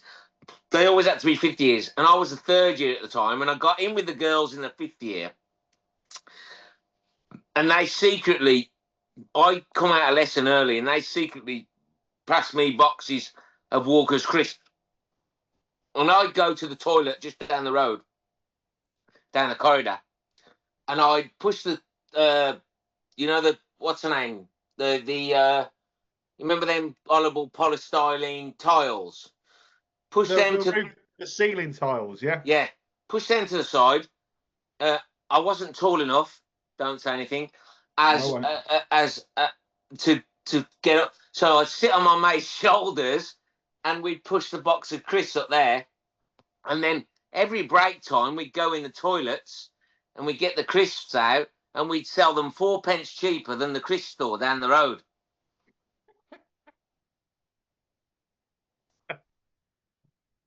Yes. Now, if Barbeacon School come after me now for nicking loads of Walker's crisps, I'm taking you to court.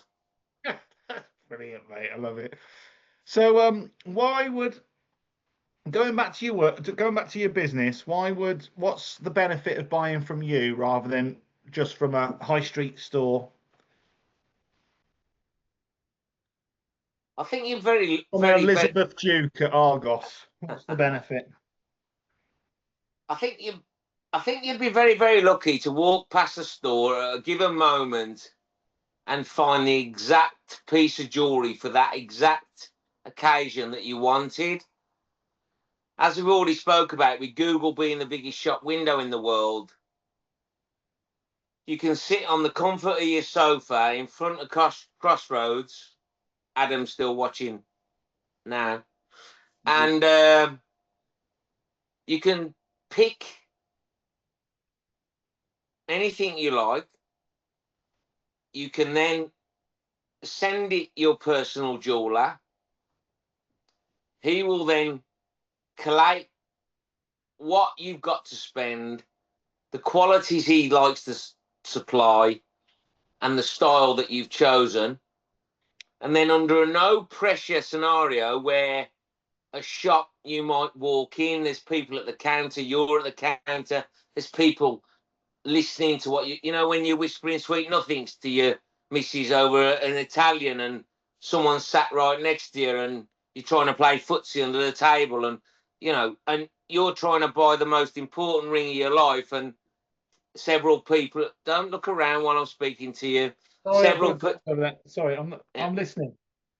Several people are either side here, and you're feeling all under pressure, and there's beads of sweat rolling from your brow and whatever. I'll sit you down, give you a cup of tea. No pressure. There's never any obligation. It's got to underline that. As much as we're having a laugh now, this is a very important purchase. There's never any obligation. Right? You come, and if you like what I'm doing, putting in front of you, then you're going to buy that for that very special loved one. Whereas in a shop scenario, it's a bit more of a sale. There's a bit more of that precious scenario, and it might not be the right thing. But if you're anything like me, and Michelle wants that new Primark frock, you can't say no. And you might end up with something that you weren't really sure of. Whereas in my scenario, if it's not right first, second, third time, we'll start again. And if it's not right when you've actually done the deed, and if you're if you're getting engaged to be married to the right person, you would hope, like my wife says to me all the time when I bought her Christmas gifts, what we're doing Boxing Day, we're taking that fucking back. That's for sure. So you would hope that they would say to you, I'm not so sure about that. I wanted it square. I had an occasion that once, listen to this, Matthew. Guy got engaged, spent a nice little sum. 2 days after proposing, came back with said fiance. She walked through the door. It's not big enough. It's not big enough. What are we talking about? The ring or his penis?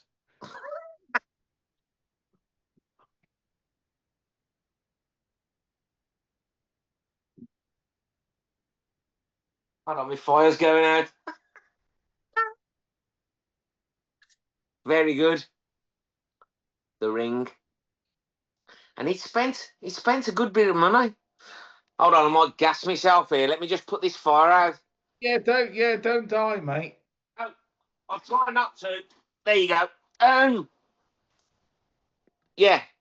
So I was very much of the opinion, hold on a minute, mate, what you doing, under my breath and whatever else, in my head.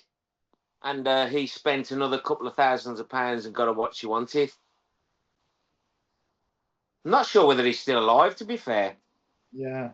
Wow. Great story, though, mate. Brilliant. No, so what was the whole point of that? Can't remember.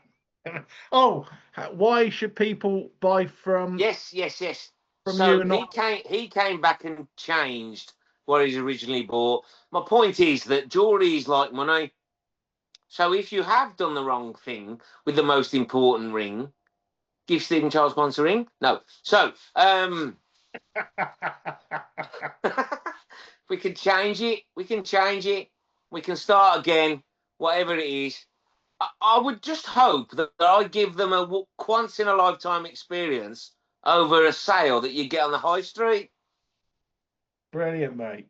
Brilliant. Right. Fun question. If you could swap jobs with anyone for a day, who would it be? Oh, God, there you go. What a fucking great question that is.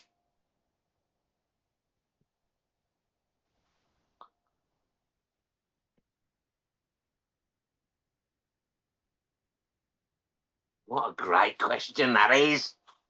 Take your time. Now, I forewarned you in my questions. What about fucking forewarning me? Don't destroy the illusion. There's no rush, mate. There's no rush. It's all right. I can edit this bit out afterwards.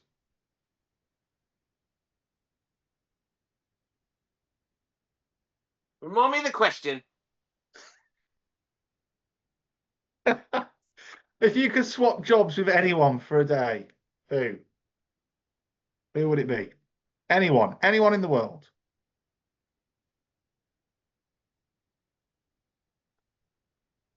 Oh, Matthew. Every time I say that, I feel like I want to say, Matthew, tonight I'm going to be... That's quite apt for this question, to be fair.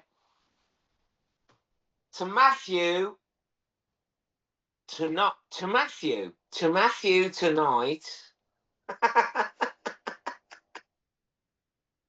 I'm going to be...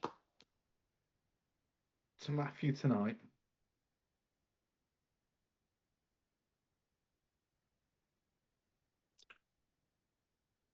Do you know what? There's one person in this world I'd love to meet. Okay. Because for whatever reason, he has took a lot of stick. And a lot of people... What I've found with dealing with people that are celebrities, that for what people say about them, and them in the very loose sense of the word personally, so thousands of people are saying this about one person, and that's not fucking true. Yep. I'm going to say, and I haven't met him, but I would love to, David Beckham. David Beckham. Wow. Are you a United fan? No, I'm a Villa fan. Okay. What is it about you? Ah, there it is. Of course. I've been looking at that all night. Help Harry, help others. That cancer charity, Georgina Mosley, that helps hundreds, if not thousands. Well, no, sorry, I did a down there. I did a down there. Thousands of individuals that are touched by cancer, both their families and whatever else. Georgina Mosley, Help Harry, Help Others. Phenomenal lady. David Beckham. I mean, yeah. So what is it about David Beckham then? I admire him. Really admire him. Okay, so if you could be someone for a day, it'd be David Beckham. Now, would it be David Beckham when he was playing football, or would it be David Beckham now? No. You don't fancy waking up as David Beckham No, on the day that he goes and delivers no, that he's goal that he mature. scored against Greece. Remember that goal No, he no, scored no. against Greece? He's matured into a man that has, in my opinion, he's got 4 children.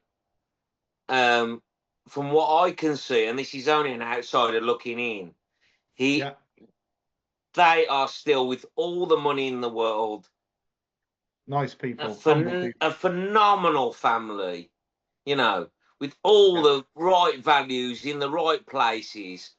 And I think he's had to make all the mistakes of a young footballer that yeah. was thrust into the limelight after scoring that halfway goal for Oh yeah, United. yeah, He's had to make all the mistakes to be the person he is now. And let's yeah, face it, if we don't make mistakes and learn from them, yeah, we're never going to be the right people. yeah, You know, even Victoria, you know, she was posh like me and yeah, you tonight yeah, in the Spice Girls. yeah, You've got a shorter dress on than I have, yeah. but she was the one that sort of did come across.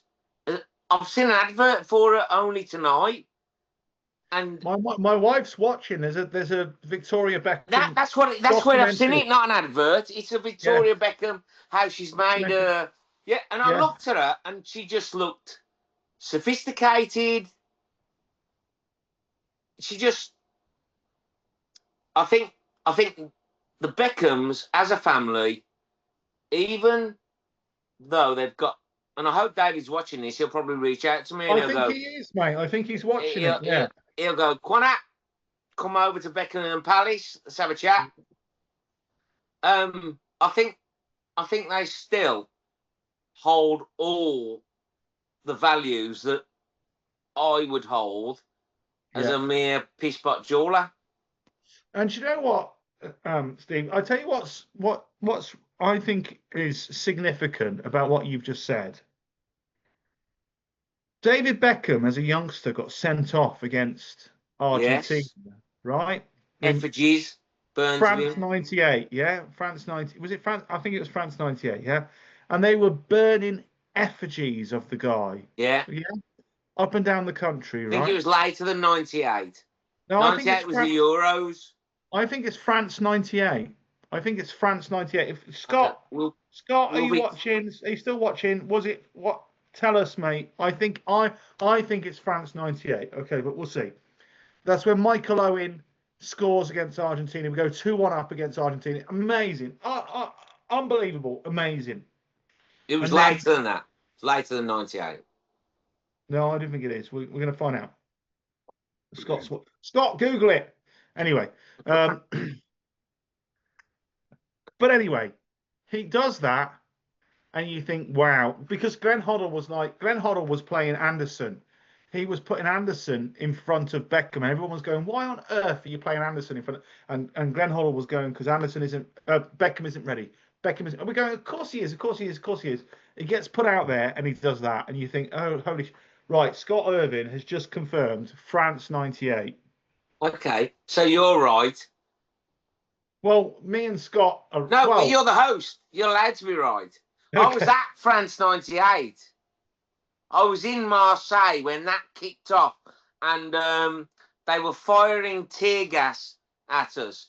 And Holy shit. in Marseille itself, well, that's when I stayed in Cassis. I didn't actually stay in Marseille. I stayed in Cassis, which is just up the coast, right? Is that why we're drinking this tonight? Nothing to do with it whatsoever, because I used to drink Stella then. Oh, no. Do you know what I used to drink then? Tenants Extra. Oh, the strong shit. Oh my No, God, that no, stuff. no, no. Super was the strong shit. That was That's like right. treacle. Like Um, treacle. It was yeah. awful. Tenants Extra was, it was the lady. Oh, beautiful. Anyway, so, yes. And how soft was that sending off? I mean, oh, me. That was they don't like the English, do they? As simple as they don't like the English. So I'm just Go on. Anyway, you look like you need to ask another question. no, I'm just thanking Scott for his contribution. That's what I mean, right? The very fact. I mean that it takes balls to recover from something like that. And Unbelievable. boy, did that boy recover from that.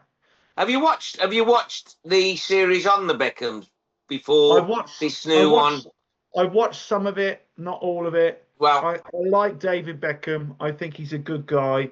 I like Victoria Beckham. I mean, there's some real right now. There's some absolute assholes out there, and the Beckhams are not that. And so kudos to them for that, so you think I answered the right answer there? mate. There's no right or wrong answer. It's what But it's a good answer in your book. It's a good answer. It's a good answer. Listen, I have to know about your surname, Quance. Where does it come from? It's very unusual. Cornwall. Okay, that's a disappointing answer. So there is a guy I met through networking, and he's got a company called Footsteps. Okay. And I wish you'd have let me know you was going to ask this question. We might have. I only We typed might. it We 20 we minutes might. ago. I didn't know I was going to ask it. We might have to have a second episode, Okay. right? Because he gives you a folder. You pay him to look into your family history, and he does your family tree, Yeah. right? And and obviously with a name like Quance, I was intrigued to where that had come from. Yeah. And hello, doggy. And he traced us back to Cornwall. But I'm not kidding you. In about 1853, he found this picture. It wasn't a photograph. It was a painted or a sketch or whatever of this guy. Oh my God! It was my dad and me. Okay. Honestly, it was unbelievable. I was going to swear then. Unbelievable. And it to understand your family. There was so many other things, and I could have been royal, I think, at one point. There were so many other things that had come out of this. That yeah, but I'm from Cornwall. Sorry, disappointing answer, but the picture was fabulous. Is the name Quance? Does it feature anywhere else in the world, or is it very much Cornish? Well, did I tell you I was Lord of Shenstone? Yeah, but I didn't fucking believe you. Sorry, we're not swearing. We're not swearing. No, I am.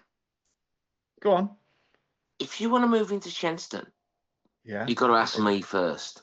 Okay. Right. Okay? Can you get me a discount? Around Shenstone. Yeah. Can you get me a discount on a house in Shenstone? What I've got to be privy to is if someone unfortunately loses their will to live Right. and a house is going up that needs decorating. Right. Okay.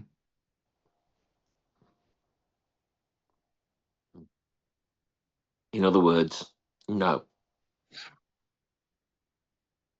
Brilliant. Well, I appreciate your honesty. Thank you for that. So, how did you propose, by the way? I meant to ask you this earlier, Steve. How did you propose to your wife? Do you know when you've drank this much? You what, mate? Do you know when you've drank this much? Yeah. Do you know what you need to do? What? Wait there. Oh God. Are we having a cigar? We having a fag?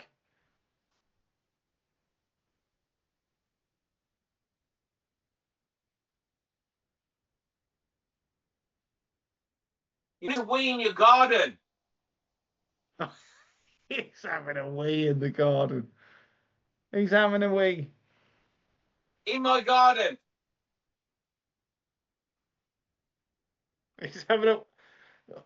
Yeah, that's fine. As long as it's not my garden, mate, that's fine. I'm happy with it.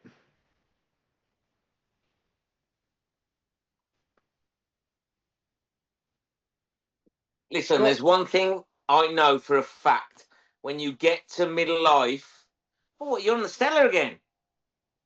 I've run out of champagne. Carver. Carver. Hold on. I need to start on the Stella again. Go on then. Sorry, Oh, I've only just hold on. opened it. Go on. Hold on. Scott's just confirming that in '98 Beckham got sent off and all the effigies. In '99 he won the treble with United. Of course he did. Incredible. Incredible. David Beckham. Love him. Incredible. Yeah, What were we saying, Matthew? Remind me. oh, hang on. I asked you a question. Oh yeah, I You did. asked you, how did you propose? How did you propose? And then you went for Now, B and M. you've had a lot to drink, right? So you're not feeling a bit queasy, are you? No, I'm good. You sure? Are you going to make me feel queasy? I might do. Is it proper cheesy? Oh, nice.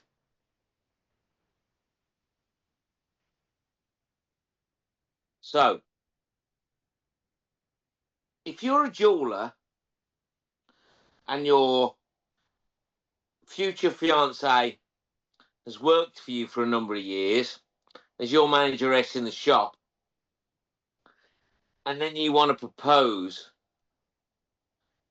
it's a given that you would give her a ring,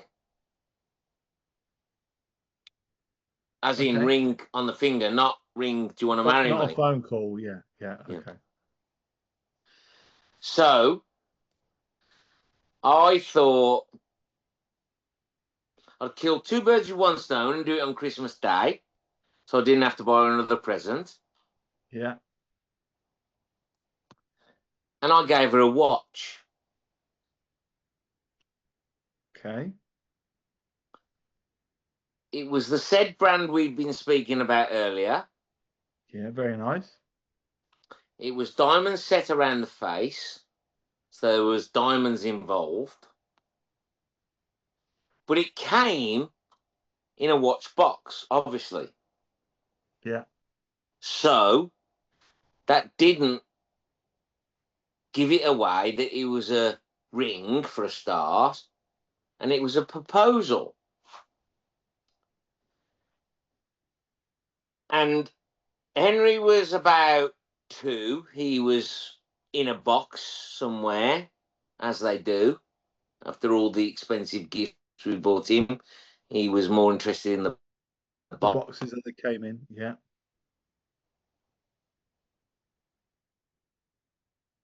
You must be drunk. You're moving. Look at that. Your eyes are gone. I'm here. I'm here, mate. I'm Oh, here. there you go. There you go. I'm here. So I gave Michelle this box, said big, and she was opening it, and I sort of snuck round to the side and bent down on one knee. And she opened it, and it was said brand, diamond set, with on the back, do you think you could find the time to marry me? Oh, you're right, mate. I think I want to be sick.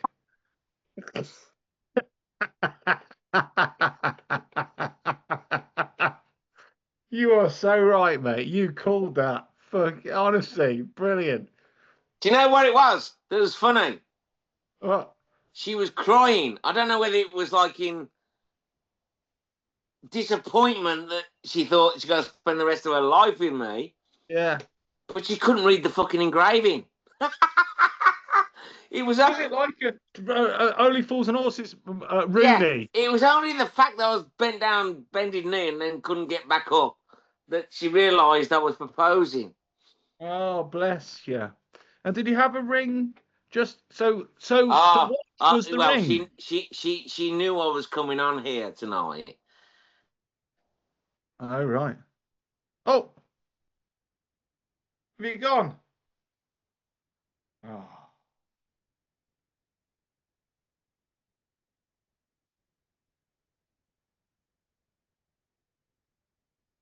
Hopefully we'll have him back. Hopefully we'll have him back.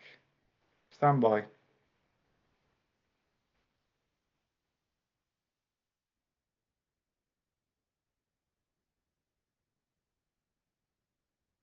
Hang on. I reckon his phone's died.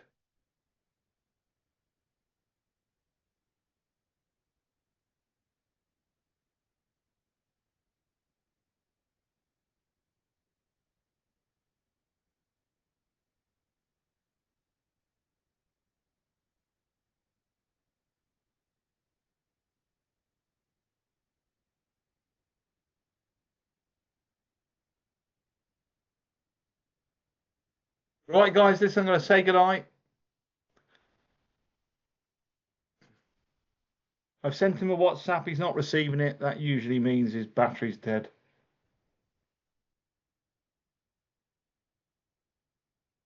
Anyone else would have plugged it in, you know, but we're talking Steve here. Scott, appreciate your support, mate. Adam, appreciate your support. Take care. We'll see you soon.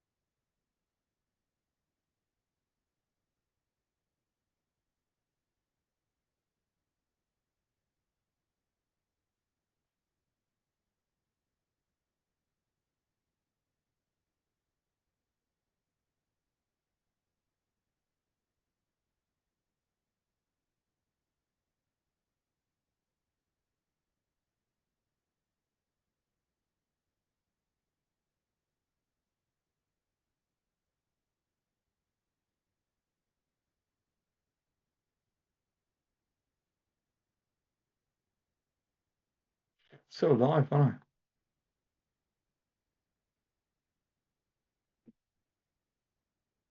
Still alive, aren't I? I can't stop the live because I can't stop the live. Oh, he's coming back. He's coming back. Here he is. He's coming back. Oh, he's coming back. He's coming back. Here he is. He's coming back.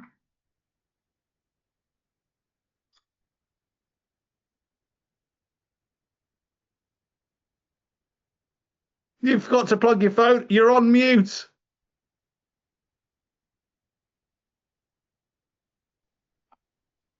Steve. I know. Hold on. Is that better? Yeah, man. Mate, how mad is that? We've had so much juice and I ran out of juice. Do you know what I've just told? I've just told everyone that you've run out of battery. Everyone, like 4. Mate, no, do you know what, mate? We were up to 3 million when you went off.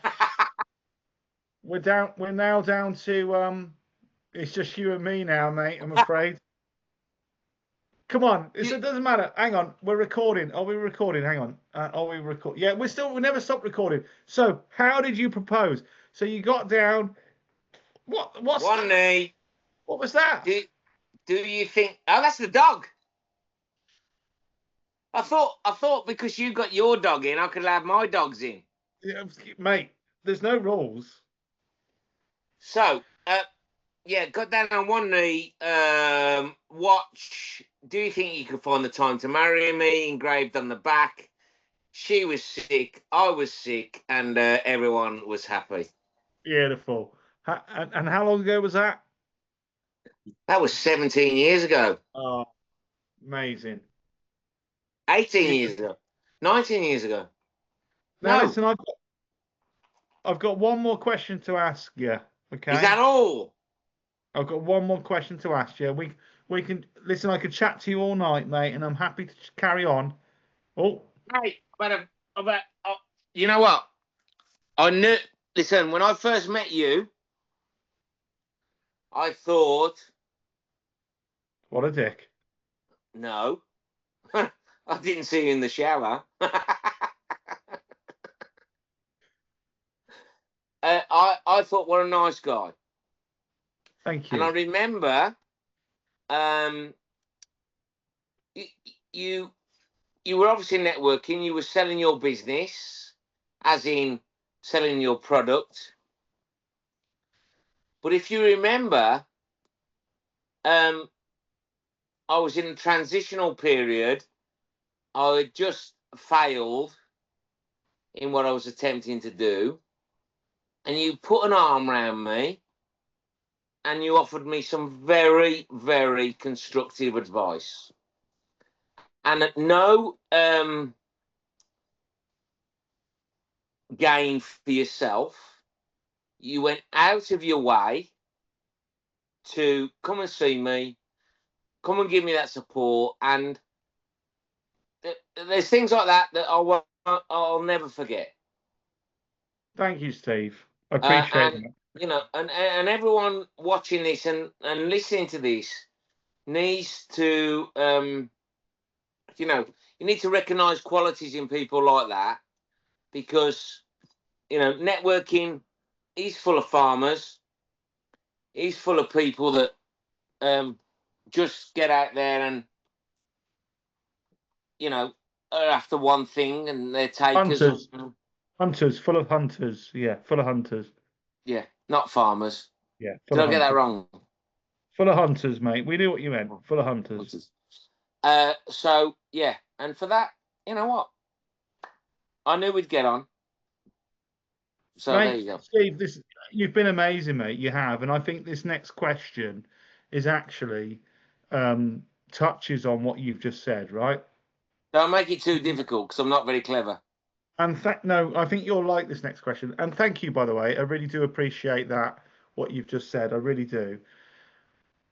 You talk a lot about mental well-being, yeah? And you've been very open with your own battles over the last few years. What's the one piece of advice you'd give to anyone out there that's struggling right now? Talk. Brilliant. One word. Nothing else. Talk to anyone. Anyone Anyone. who's prepared to listen. All of a sudden, when you're in that awful place, and please don't let it get so awful that you have to think of anything that is completely dreadful and going to ruin so many more lives other than yourself. And I know this is getting a bit deep, and I know we've had a few to drink, but this is so serious and so poignant at the moment, with the funeral tomorrow of the great Ricky Hatton, and losing the ladies Liverpool coach to the same scenario. Yeah. Talk. You know what?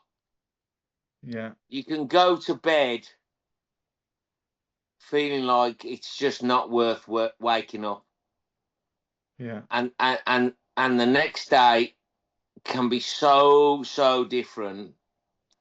And if you've shouldered some of that burden to someone that doesn't even have to respond, they could just listen.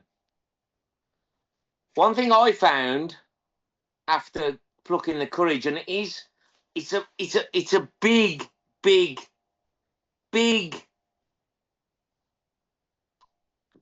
courage step to take. Once you've taken that step, honestly, it is easy. There are so many more people out there like you, Yeah.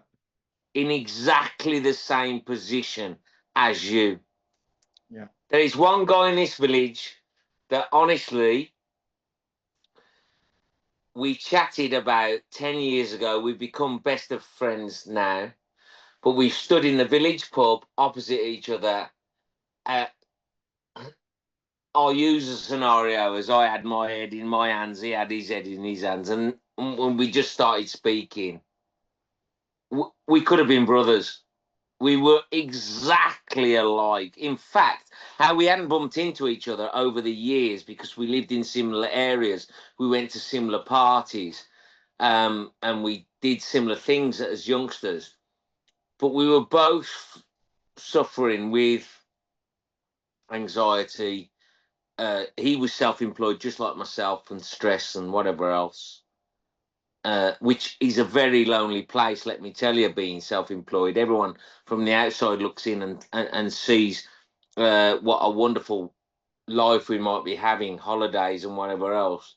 Well, you know, there is a big downside to that sometimes.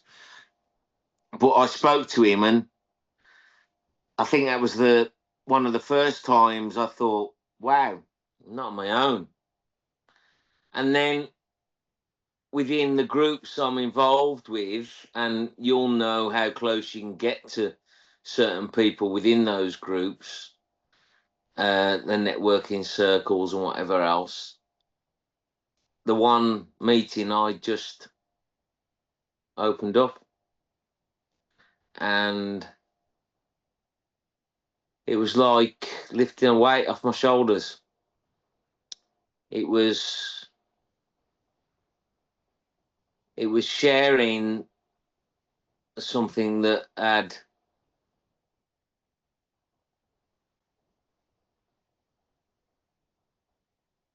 made me not want to get up in the morning, made me question whether I was um,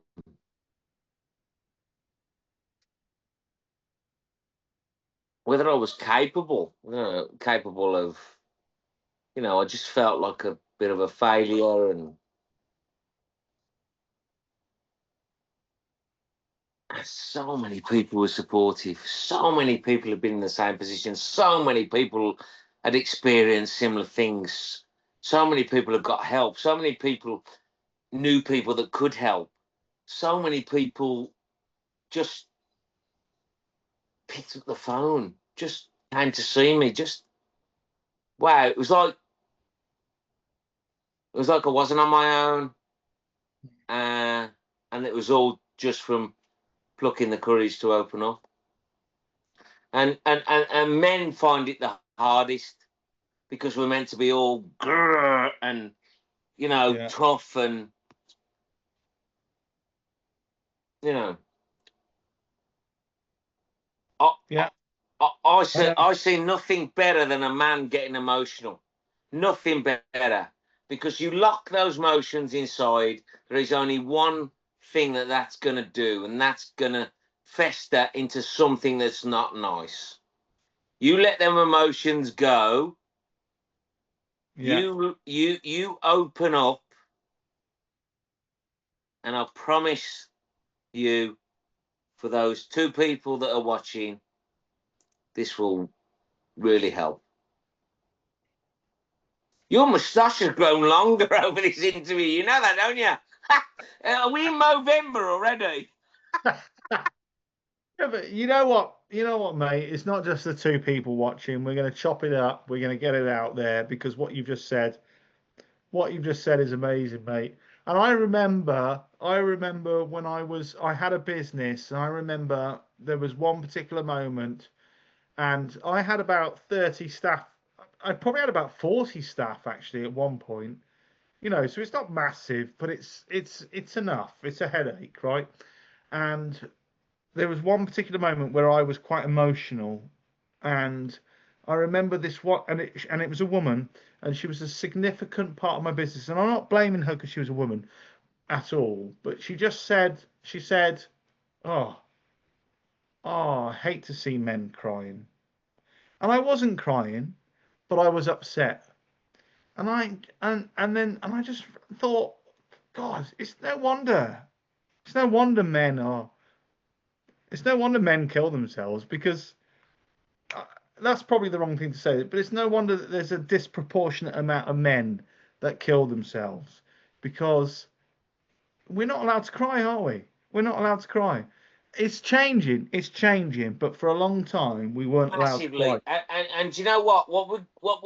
listen, what I found at this time of life, I don't know about yourself, because you're a bit older than me. I said that several times in this interview. The menopause goes both I'm not going through the ways. menopause. It goes both ways. Mm. I'm telling you. And It's got a name. the only It's got a reason name, isn't it? The man menopause has got a name. the only reason it's not recognised amongst men, with the wonderful work that people like Davina McCall and whatever else are doing to bring it to light for the women, is that if it's recognised amongst men as well, and we're all going through it, I promise you that, then, well, the National Health is already struggling. They're having to help all these wonderful women that are struggling. If they had to help all these wonderful men as well. So the best thing, in my opinion, that we can do at the moment for ourselves is just talk. I answered it quite poignantly earlier with one word. One word, yeah. And it's a massive release. And you know, I would be happy. You could put my number on the bottom of any of these. I would be happy to talk to anyone that feels as though by watching this, something has triggered in them that they think, wow, you know, don't get me wrong, I'm not well myself by a long chalk, but coming out the other side from talking is I'm far better than I was before doing that. Fair play to you, Steve. Well done, mate. Is there anything else? Is there anything else you want me to ask you before I end the live? Shall I tell you a bedtime story? Yeah. Because you look like you need to go to sleep. No, I'm good, mate. I'm good. I'm good. You sure? Yeah. How many people you got watching? Let's have a look. Well, we're only up to Be about honest. 123,000. Your moustache has definitely grown since we... Honestly, watch this back, right? I'm not kidding you. It has grown. I think you're just a bit drunk, mate. That's what it is. That's probably what it is.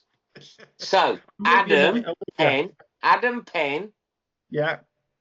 He needs to obviously have a word with himself because he's watched far more of this than he needs to.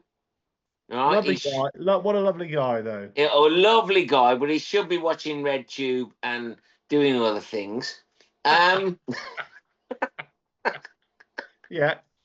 Scott Irvine, what a wonderful plumber. Lovely guy. But he should be plumbing. Yeah. And me and you, well, we've got no excuse, mate. We are doing exactly what we should be doing, aren't we? Do you know what, mate? I knew I was going to enjoy this, but I didn't know quite how much I would enjoy it. Yeah. You've been great, mate. Well, you're only as good as your host, my friend. Yeah, you're only as... that's what COVID said. Have you? Because obviously we're going to close in a minute. Have you got a closing joke? Oh my goodness me! I've got to come up with a joke that you've not heard, haven't I? I don't mind. The one you told the other day in Aston Wood, I forgot. I could go in and tell my wife that and see if she laughs. She rarely does. The one that you laughed the most at was this, right? Go on.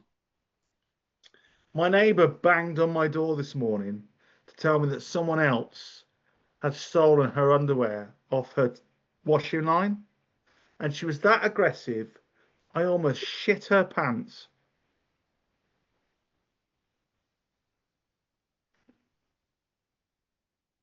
Now, you couldn't use shit if you was telling your nan. You could use the word poo. My nan passed a long time ago, so I could. But yes, I take your point. Doggies, do you mind? I'm on the radio. You're not on the radio, mate. You're on the telly. You're on I'm the on the telly. telly. I'm on the telly. So, I've drank a whole bottle of Carver. Me too. Two cans of Stella. Me too. This is Rocky Balboa. Oh, Rocky! He's knocked the phone off. He's knocked the phone off. Adrian! Adrian! I know. What a wonderful film that is. What's your favourite film? Oh, my favourite film. Okay, so amongst my favourite films, because I don't think I can say definitely what's my favourite film. I love Forrest Gump. What you don't think you can say definitely what your favourite film is? I don't think I could absolutely categorically say that's my favourite film. Oh, But I thought you was on about something like Debbie Does Dallas or something like that. I love Forrest Gump. Love Okay. it. I love La La Land. What? La La Land. Stunning. Have you seen it? It's a musical. Have you seen it? No, I haven't. Oh, it's beautiful. It's just so well directed. It's amazing. I love Ryan Gosling. It's a stunning film. Technically, it's an incredible film. I love First Man. It's Ryan Gosling again. It's the same director actually. It's Damien Chazelle, and it's about. I like films. I like films, but it's about Neil Armstrong landing on the moon. Have you seen First Man? No. Oh, mate, what a film! What a film! Yeah, What a okay. film! First Man. It's Would you about Neil WhatsApp Armstrong. that? Would you WhatsApp that to me, please? I need to. Yeah, it's about Neil I Armstrong landing don't on. think I'm going to remember a great deal about this conversation in the morning. Well, it doesn't matter, mate. It's all been recorded. So, very good. So, my favourite film I've already touched on might be The Wizard of Oz, Yeah, and that's down to childhood memory. I used to sit on the floor, back against the sofa, Nan and Grandad behind me, and Mum and Dad behind me, and we'd had Christmas dinner, and we were sitting there, and I was waiting for the witch to cycle across in black and white on her bike, which really used to scare me. yeah, And I would look around at that point when the house was being whisked off and whatever else, and they'd all be asleep. And I'd think, and you'll be the only how one awake. how the fuck can you go to sleep during the Wizard of Oz? Yeah, bless you, Steve. Bless, So but that was a great. Steve, you've got a heart this big, mate, I hope not, because it won't fit in my fucking chest. and not just because you've got, an inflamed heart, but I mean, you're a good guy. So my favourite film, I do like Pulp Fiction and Brilliant. anything Quentin. Tarantino has done. I Love love, all of that. I love Inglorious Bastards. I Yeah. love Django Unchained. Didn't like what's some at seven with the cut. Uh.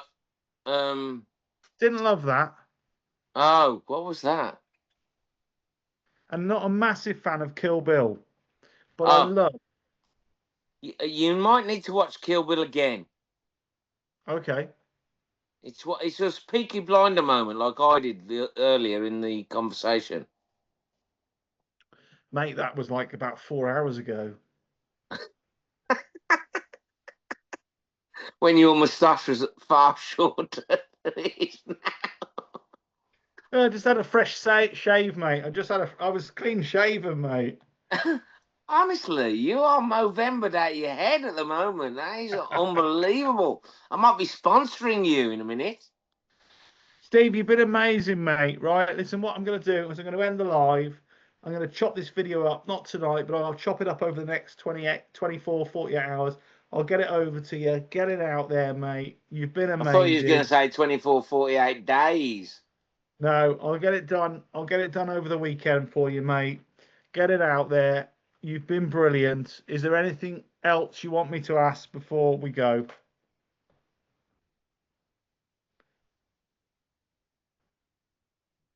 You can say no. It's no problem. No, no, no, no. 2 hours and 30 minutes we've been chatting.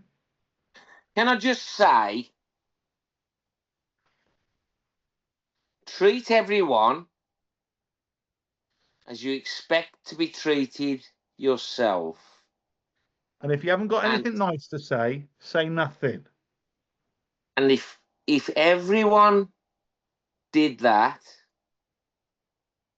then we'd all get on and the world would be a far nicer place. Great advice. Steve, you're a wonderful human. Wait there, mate. I'm just going to end the live.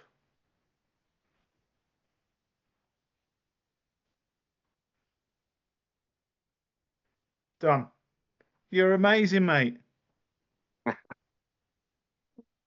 You've got to stagger back to that. How far away is the house from your bar? 4 miles. It's gonna feel like it's about 4 fucking yards, but a bottle of Carver in me and 2 Stellas. Just tell the wife it's my fault, mate. Yeah, just blame me. Oh, I've already told her when I went for a piss. Mate, I knew I was going to enjoy this. I didn't quite know, like I said to you, how much. You're brilliant, mate. I've got another great person for you. He's a guy called Justin.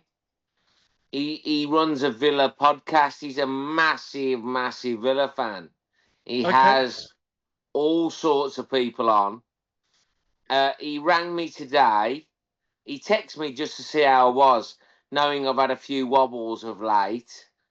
And do you know them people that just, you know, when you get a call and it's for no other reason, or a text and it's for no other reason to see how you are? Yeah. Those are the people that you need to hold close to. Few and far between, but yeah, grab them. And I said I was coming on here. He's interested in what I'm doing on radio. He does his podcast. He's interviewing actually Unai Emery's sidekick for many years. Saturday. He's got a very big following, but it'd be great for you to have on here because yeah, he'd be a very interesting character to talk to. Brilliant, mate. Thank you. Yeah, well, if you make the intro, mate, I'd love to have him on. Mate, will I see you at Aston Wood in the morning? I'm not there in the morning, mate. I didn't think so. I didn't think so. But give Ian some shit, yeah? He's back now. I'll give him loads. How did he get on? He loved it, mate. He absolutely loved it. Good. Well, listen, you look very tired. Go and comb that moustache. Make sure you don't choke on it in the middle of the night. Yeah. And I'll let my dogs carry on scrapping. Mate,